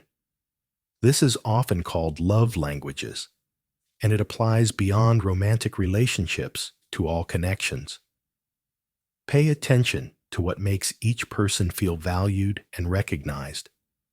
Then demonstrate care in the ways that resonate with them specifically, not just in the ways that come naturally to you. The 10th principle is recovery from forgotten details. Despite best efforts, you will sometimes forget details, miss important events, or fail to follow up on things you should have remembered. When this happens, acknowledge it honestly and apologize. I am so sorry. You told me about this, and I completely forgot to follow up. How did it go? Do not make excuses or defensive explanations. Simply acknowledge you dropped the ball, express genuine regret, and ask now. Most people are forgiving of occasional memory failures if you acknowledge them and show you care. Building systems for memory and recognition might seem calculating or inauthentic, but these systems serve genuine connection. They help you overcome the limitations of human memory so you can demonstrate care more effectively. The most naturally magnetic people often have exceptional memories for people and details. If you do not have that natural gift, systems can help you achieve similar results. The underlying principle is that people matter. When you treat them as memorable and significant through your actions and attention, they feel valued, and they associate those good feelings with you. Chapter 12. The Conflict Navigation Framework. Likability is not just about positive interactions. It is also about how you handle disagreements, conflicts, and difficult moments. Some people are charming when things go well, but become unlikable when challenges arise. Others maintain likability even through conflicts because they navigate difficulties skillfully. The first principle of likable conflict navigation is maintaining respect, even in disagreement. You can disagree with someone's ideas, opinions, or behavior without disrespecting them as a person. "I see this differently" does not attack the person. "You are wrong" attacks both the idea and implies something is wrong with them for holding that idea. We have different perspectives. Here acknowledges disagreement without declaring one view superior. "I understand your position, and I have concerns about it" shows respect while maintaining your own stance. Separate the person from the position. You can respect someone while disagreeing with their views. This separation allows disagreement without relationship damage. The second principle is curiosity before criticism. Before arguing against someone's position, first seek to understand it fully. What leads you to that conclusion? Help me understand your reasoning. What am I missing about your perspective? This curiosity serves multiple purposes. It ensures you fully understand before disagreeing, which prevents arguing against straw man versions of their actual position. It makes them feel heard before they hear your disagreement, which reduces defensiveness. And it sometimes reveals that you actually agree more than you initially thought, or that both positions have merit. The third principle is finding common ground before exploring differences. In any disagreement, there are usually areas of agreement alongside the areas of disagreement. Identify and acknowledge the common ground first. We both want what is best for the company. We both care about this relationship. We agree that something needs to change. This common ground creates a foundation of alliance even as you disagree about specifics. It frames the conflict as two people working together to find the best solution rather than as enemies opposing each other. The fourth principle is using I statements rather than you statements. You statements sound accusatory and create defensiveness. You never listen. You always do this. You are being unreasonable. I statements express your own experience without attacking. "I feel unheard when I am interrupted. I am frustrated when this happens repeatedly. I am having trouble understanding your position."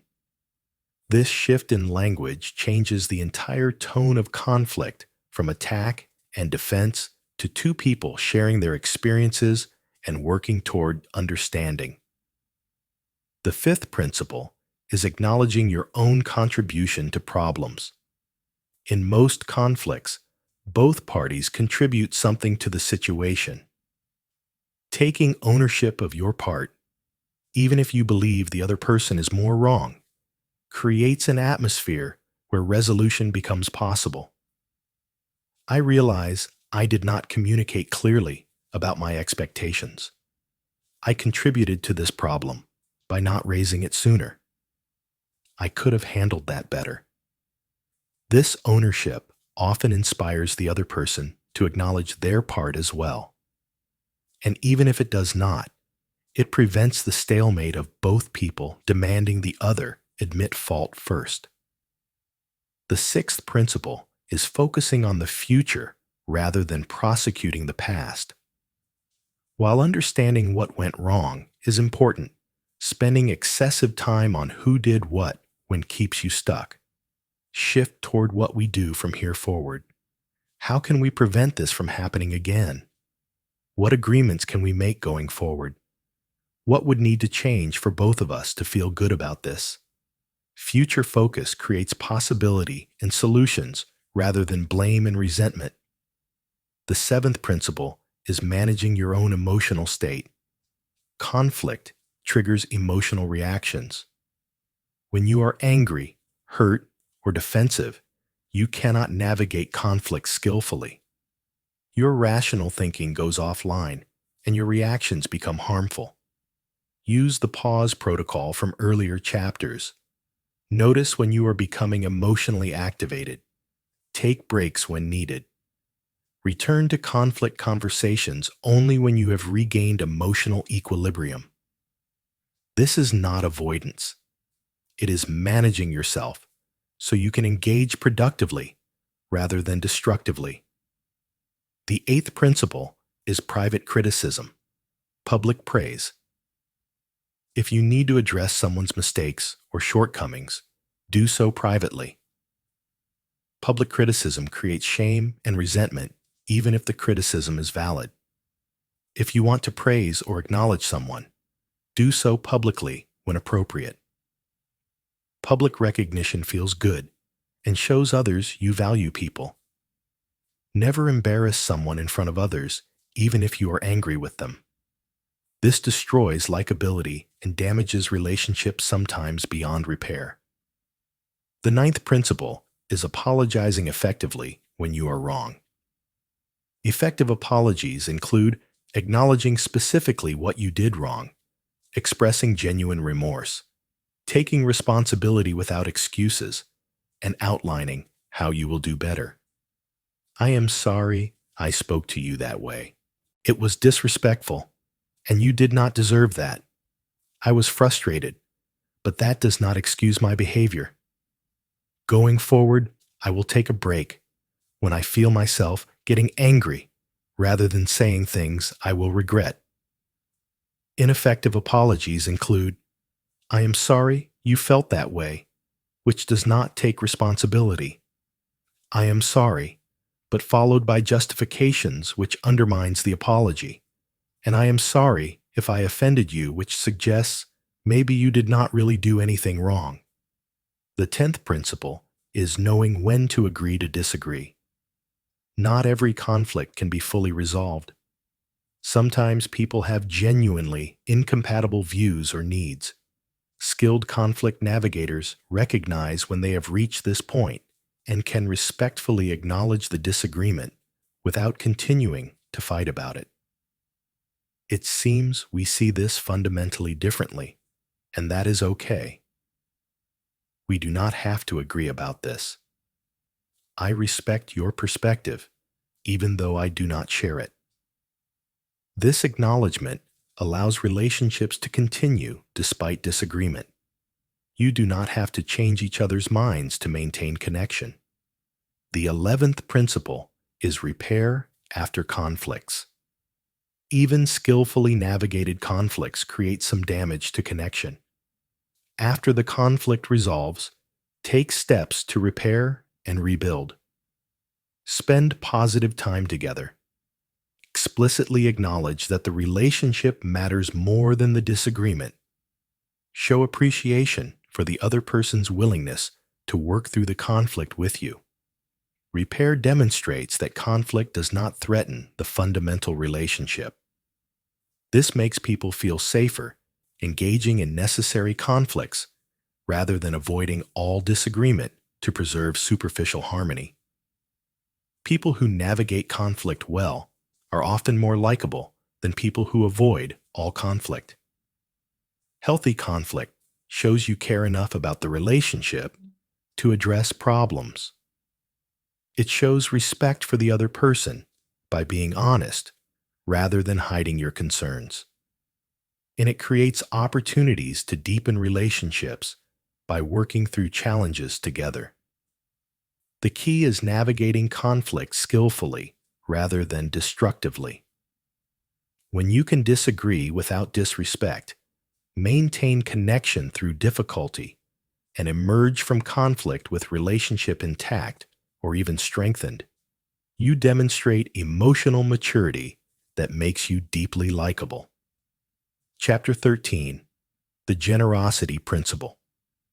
Generosity is one of the most powerful likability multipliers, but it must be practiced wisely to be effective. Thoughtless generosity can actually decrease likability by creating discomfort or obligation. Strategic generosity creates goodwill and positive association. The first principle of strategic generosity is giving without expectation of return. Generosity that comes with strings attached is not really generosity. It is a transaction or manipulation.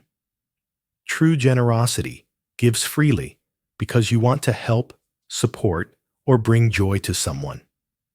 When you give with hidden expectations that the person will reciprocate or owe you, you create resentment rather than goodwill. Give when you genuinely want to give and can afford to give without resentment. Do not give if you will later feel resentful if the gesture is not reciprocated. The second principle is matching generosity to needs rather than giving what is convenient for you. The most meaningful generosity addresses what someone actually needs or values, not what you happen to have available. Pay attention to what would truly help or delight someone specifically.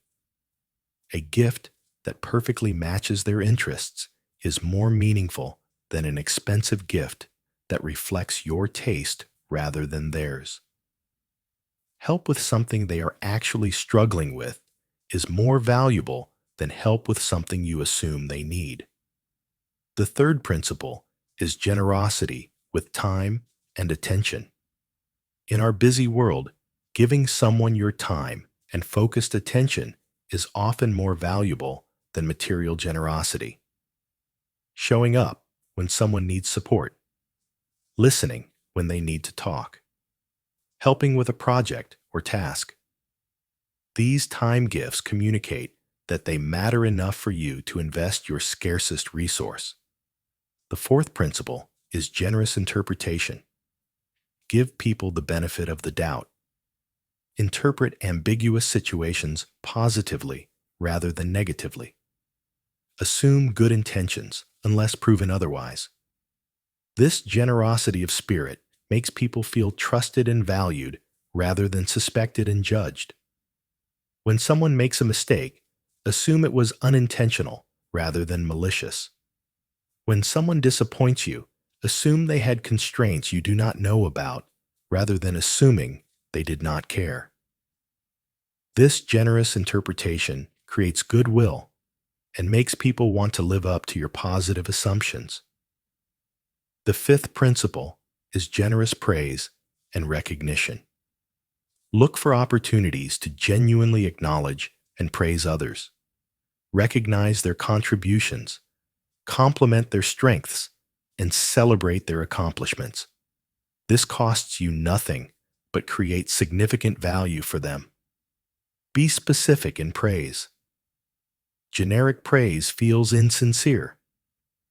Specific praise shows you were really paying attention. You handled that difficult client brilliantly. Your patience and clear communication turned the situation around is much more meaningful than good job. The sixth principle is generous sharing of credit. When success is achieved, acknowledge everyone who contributed. Do not claim sole credit for collaborative efforts.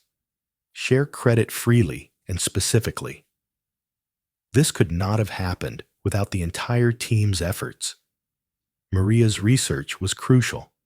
John's technical skills solved the key problems.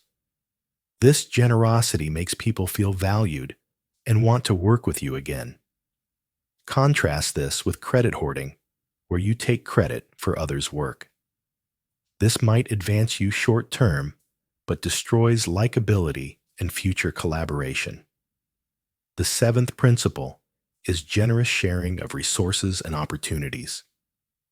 When you have access to valuable resources, information, or opportunities, share them with others when appropriate. Introduce people who could benefit from knowing each other. Share useful information or resources. Recommend people for opportunities. This generosity creates a network of goodwill. People remember those who help them access opportunities and resources. They are grateful and want to reciprocate. The eighth principle is generous assumption of positive intent. Related to generous interpretation, this means assuming people are trying to do good even when their actions create problems. Assume the incompetent person is struggling and needs help, rather than assuming they are lazy. Assume the person who disappointed you had reasons rather than assuming they do not care. This assumption allows you to address problems constructively rather than with anger and accusation.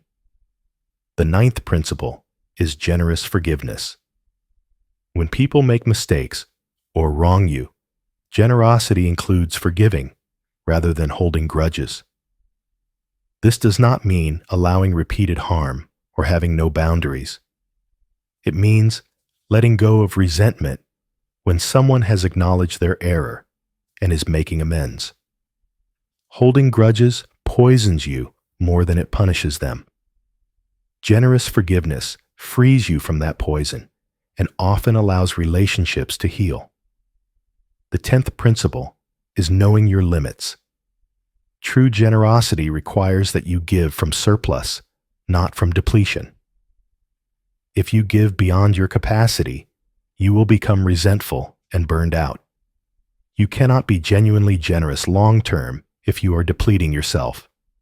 Set boundaries that allow sustainable generosity. Say no to requests that exceed your capacity. Take care of your own needs so you have energy to be genuinely generous to others. Martyr generosity, where you sacrifice yourself excessively, is not attractive. It often makes others uncomfortable and can even create resentment that you are making them feel guilty. Healthy generosity is joyful and energizing for both giver and receiver. It comes from abundance rather than from martyrdom. The 11th principle is anonymous or private generosity. Some of the most meaningful generosity happens without public acknowledgement. You help someone without making sure others know about it. You give without seeking credit. This shows your generosity is genuine rather than performed for status or recognition. However, there are times when public generosity is appropriate, particularly when it might inspire others, or when public recognition of the recipient is part of the gift.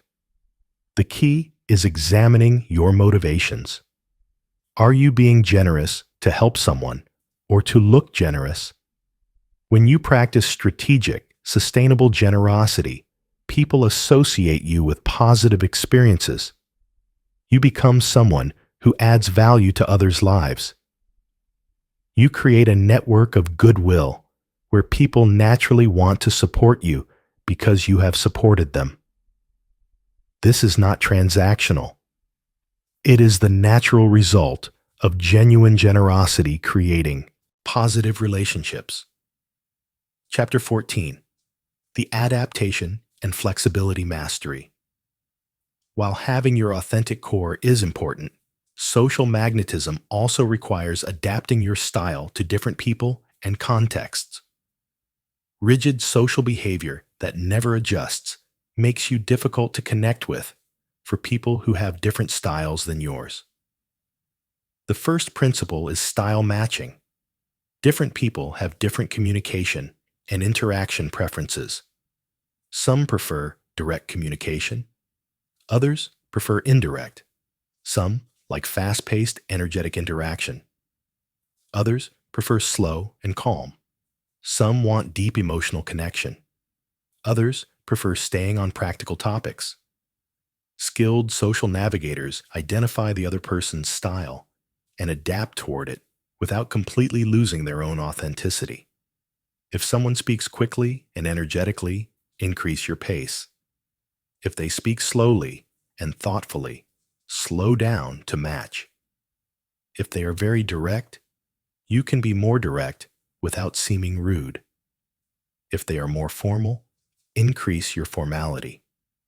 This matching creates ease because you are meeting people in their preferred style rather than forcing them to adapt to yours. The second principle is cultural adaptation. Different cultures have different norms about appropriate social behavior. Eye contact, physical distance, directness of communication, expressions of emotion, and many other factors vary significantly across cultures. Learn about cultural differences relevant to people you interact with. Adapt your behavior to show respect for their cultural norms while staying true to your core values. This shows cultural intelligence and respect. The third principle is context reading. The same person might need different things from you in different contexts. Your colleague might need professional focus during work hours, but personal connection during lunch. Your friend might need emotional support one day and distraction and fun another day. Read the context and the person's needs in that specific moment. Ask when unclear. Do you want to talk about this, or would you rather focus on something else? This shows you are paying attention and adapting to their needs. The fourth principle is energy calibration. Match your energy roughly to the situation and the other person.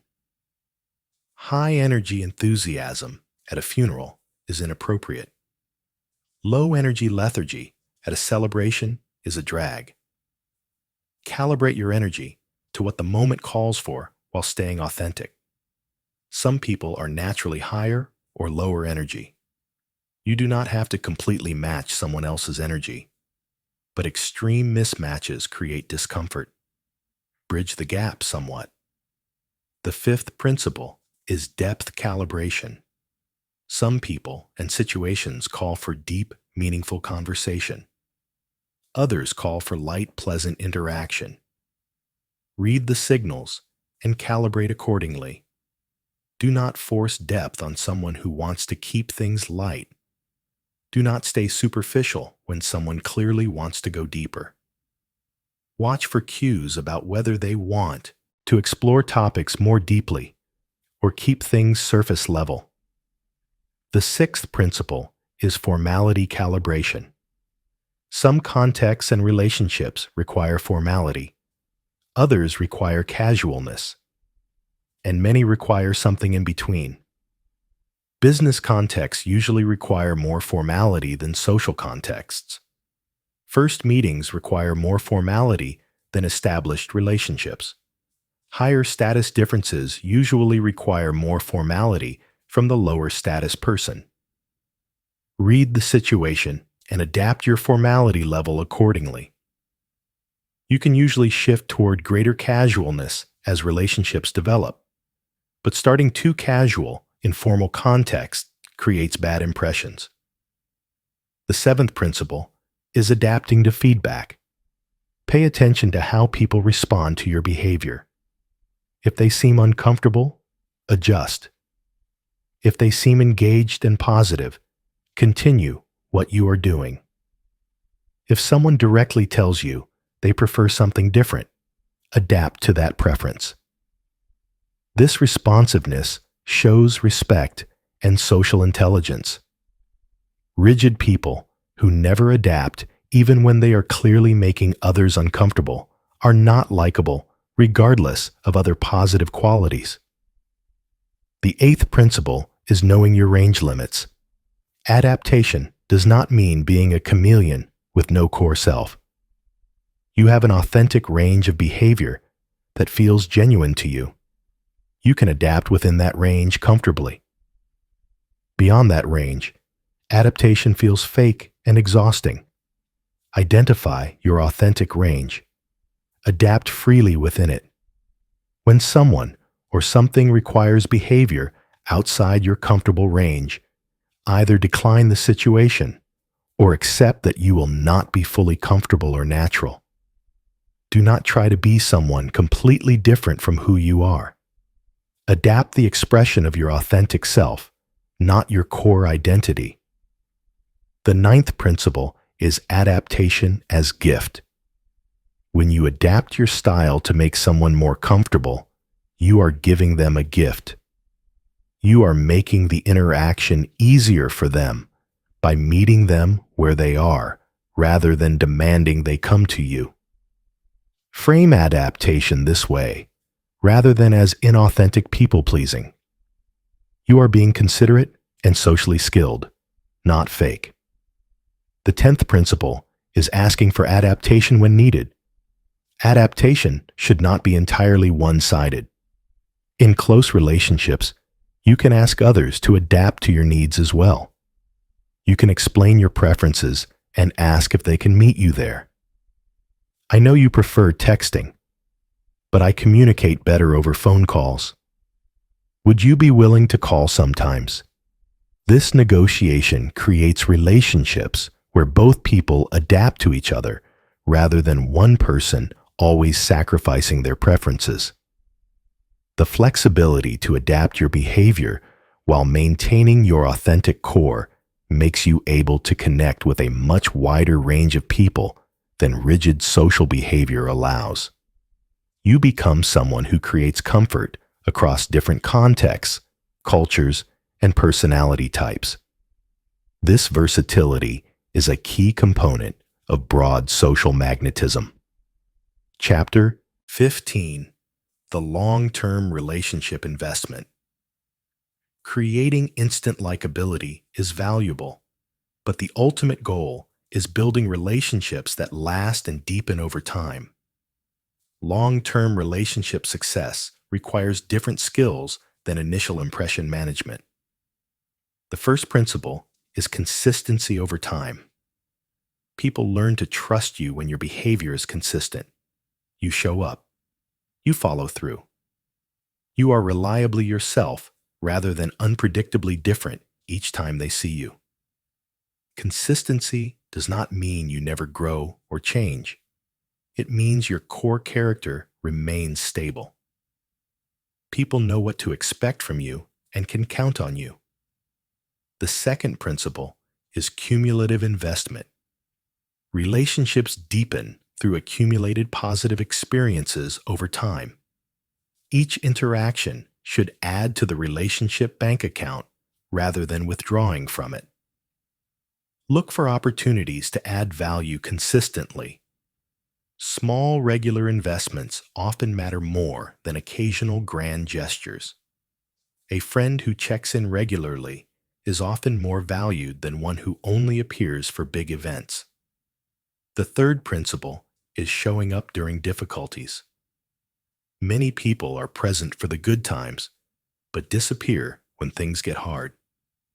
Your value as a relationship partner shows most clearly during difficult times. When someone faces challenges, loss, or crisis, your presence and support matter enormously.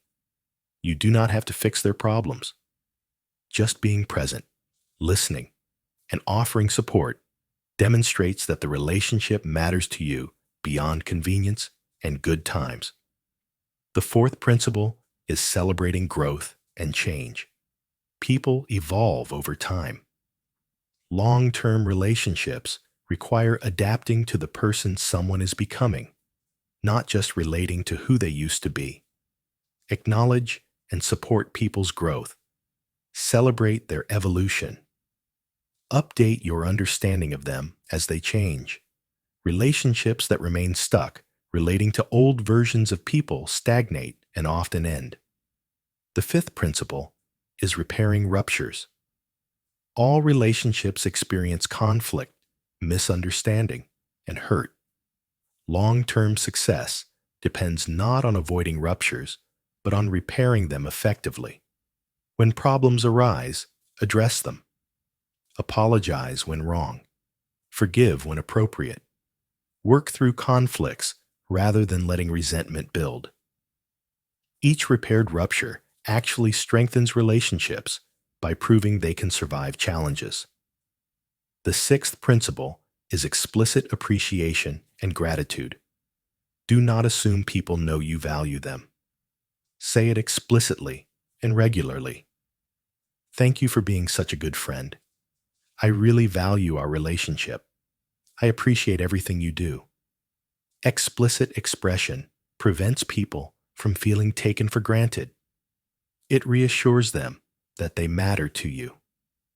The seventh principle is respecting evolution of relationship needs. What someone needs from a relationship changes over time based on their life circumstances, growth, and changing priorities.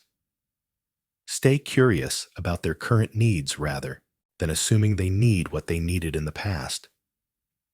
Ask what would be most helpful. Adapt your role in their life as their needs change. The eighth principle is maintaining appropriate boundaries. Long-term healthy relationships require clear boundaries. You cannot be everything to everyone. You cannot meet every need.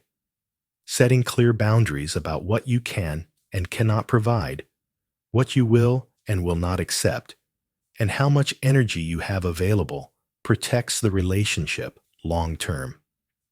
Relationships without boundaries either burn out from exhaustion or become toxic. The ninth principle is creating shared experiences and memories. Relationships deepen through experiences you have together. Create opportunities for shared activities, adventures, and experiences that you can remember together. These shared memories become relationship capital that bonds you together. The 10th principle is supporting their other relationships. Healthy people have multiple important relationships. Support your friends and loved ones' other relationships rather than feeling jealous or possessive. Encourage them to maintain their other connections. This shows you want their overall well-being, not just exclusive access to them. The 11th principle is adapting investment to life seasons. People go through busy seasons when they have less time for relationships and slower seasons when they have more time. Long-term relationships survive these fluctuations by understanding that less contact during busy times does not mean the relationship does not matter. Stay connected through lower investment means during busy seasons. Increase investment when time allows. Do not take temporary withdrawal personally if someone is managing crisis or major life demands. The 12th principle is bringing your best self. Long-term relationships deserve your best effort and energy, not your leftovers. While you cannot always be at your peak, generally show up with presence, generosity, and positive energy. Do not make your closest relationships the dumping ground for all your negativity while giving strangers and acquaintances your best behavior. The 13th principle is explicit relationship discussions. In close relationships, periodically discuss the relationship itself. How are we doing? What do you need from me? Is there anything we should address? These meta-conversations prevent problems from building and keep both people aligned about what the relationship is and needs. Long-term relationship investment requires playing the long game. You prioritize relationship health over winning arguments. You invest even when it is inconvenient. You show up consistently rather than sporadically. The result is relationships that provide deep satisfaction, support, and connection over years and decades. Conclusion: becoming genuinely magnetic. You have now learned a comprehensive system for becoming instantly likable and genuinely magnetic to others. You understand the fatal mistakes that destroy likability. You know the neuroscience of connection and how to activate the brain systems that create positive feelings toward you. You have mastered presence, validation, and curiosity as foundational tools. You can project warmth, structure engaging conversations, and calibrate status appropriately. You have learned to optimize for positivity while remaining authentic. You know how to make people feel remembered and valued. You can navigate conflict skillfully and practice strategic generosity. You have developed flexibility to adapt to different people and contexts while maintaining your core self. And you understand how to invest in relationships long term. But knowing these principles is just the beginning. True mastery comes from consistent practice until these behaviors become natural and automatic. In the early stages, being consciously likable will feel effortful. You will have to think about what you are doing and deliberately apply techniques. This is normal. This is how skill acquisition works. With practice over time, the conscious effort decreases. The skills become increasingly automatic. You will find yourself naturally being present, naturally validating others, naturally curious about people, and naturally adapting to different contexts. The transition from conscious competence to unconscious competence typically takes consistent practice over several months. During this development period, focus on one or two skills at a time rather than trying to apply everything simultaneously. Perhaps spend 2 weeks focusing specifically on presence. Really master being fully attentive in your interactions. Then add validation practice for 2 weeks. Build your skills progressively rather than overwhelming yourself. Practice in low-stakes situations before applying these skills in high-stakes contexts. Use casual conversations with strangers or acquaintances to develop your abilities before using them in crucial professional meetings or important personal relationships. This allows you to build confidence in calibration without serious consequences for mistakes. Keep a journal of your social interactions and experiments. Write down what you tried, how it went, and what you learned. This reflection accelerates skill development by helping you notice patterns and learn from both successes and failures. As your skills develop, you will notice profound changes in your social life. Conversations that once felt awkward will flow naturally. People who once seemed indifferent will respond warmly to you. Relationships that once remained superficial will deepen into genuine connection. Professional opportunities will expand as people want to work with you. You will become someone people actively seek out rather than someone they tolerate. You will develop a reputation as someone who is a pleasure to interact with. Most importantly, your relationships will become more satisfying for you. When you know how to connect genuinely with others, you experience the deep human satisfaction of belonging and mattering. You stop feeling isolated or misunderstood. You build a network of people who know you, value you, and want good things for you. Several mindset shifts support this transformation. The first is recognizing that likability is a learnable skill, not an innate trait. Some people have more natural social ease, but everyone can improve dramatically through learning and practice.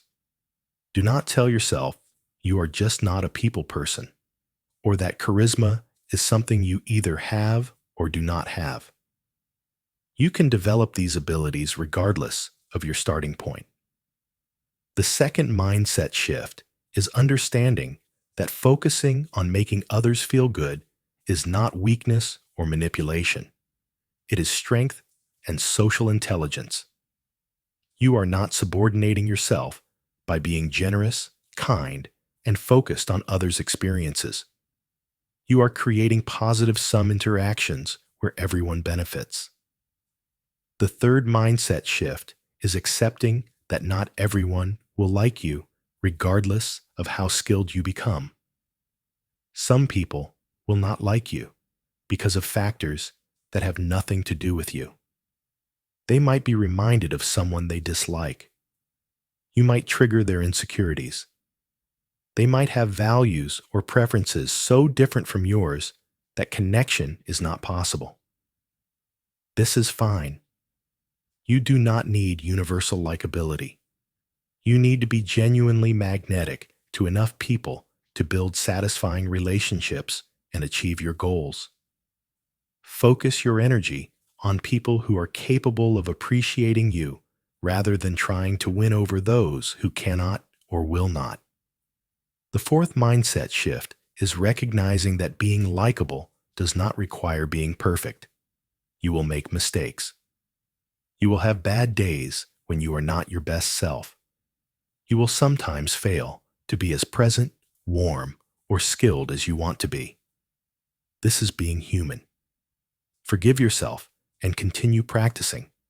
The goal is progress, not perfection. The fifth mindset shift is understanding that likability serves your deeper values and goals, not vanity. Being likable is not about ego gratification or popularity for its own sake. It is about being effective in the world. Almost everything you want to achieve requires other people's cooperation, support, and goodwill. Being magnetic opens doors, creates opportunities, and allows you to make the contributions you want to make. As you develop these skills, you might face criticism from people who think being strategic about social interaction is manipulative or fake. Remember the distinction between manipulation and social skill. Manipulation involves deceiving or exploiting others for selfish gain. Social skill involves expressing your genuine positive intentions more effectively. You are learning to show people your authentic appreciation, interest, and care in ways they can actually feel, rather than leaving them guessing about your positive feelings. This is not manipulation. This is effective communication. You are also not responsible for others' cynicism about human connection. Some people have been hurt and have decided that warmth must be fake and that no one really cares about others. You cannot convince them otherwise through argument. You can only demonstrate through consistent, authentic behavior that genuine connection is possible. Some will eventually trust your authenticity.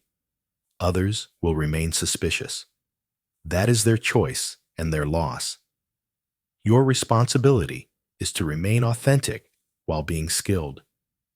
To be genuinely kind, genuinely interested, genuinely present, and genuinely warm. When you combine authenticity with skill, you become irresistible to psychologically healthy people who are capable of trusting and connecting. The ultimate goal is not just to be liked, but to build a life filled with genuine connection, satisfying relationships, and a sense of belonging. When you master the skills in this system, you create that life. You become someone who makes the world slightly better through your presence. You bring light, warmth, and connection to everyone you interact with. People's days are better because they encountered you. Their burdens feel lighter because you listened. Their joys feel larger because you celebrated with them. This is what it means to be truly magnetic. Not just to attract people through superficial charm, but to create genuine bonds through authentic caring expressed skillfully. This is the transformation available to you through dedicated practice of these principles. The choice is yours. The knowledge is now yours. What you do with it will determine not just how likable you become, but what kind of impact you have on everyone whose life intersects with yours. Choose to be present. Choose to be curious. Choose to validate and celebrate others. Choose to bring warmth and positivity. Choose to be authentic while being skilled. Choose to invest in relationships that matter. Make these choices consistently, and you will become genuinely magnetic. People will be drawn to you not because you are performing or manipulating, but because you create experiences that fulfill deep human needs for connection, understanding, and belonging. You will build relationships that enrich both your life and theirs. And you will move through the world knowing that you make it better simply by being fully, skillfully, authentically yourself.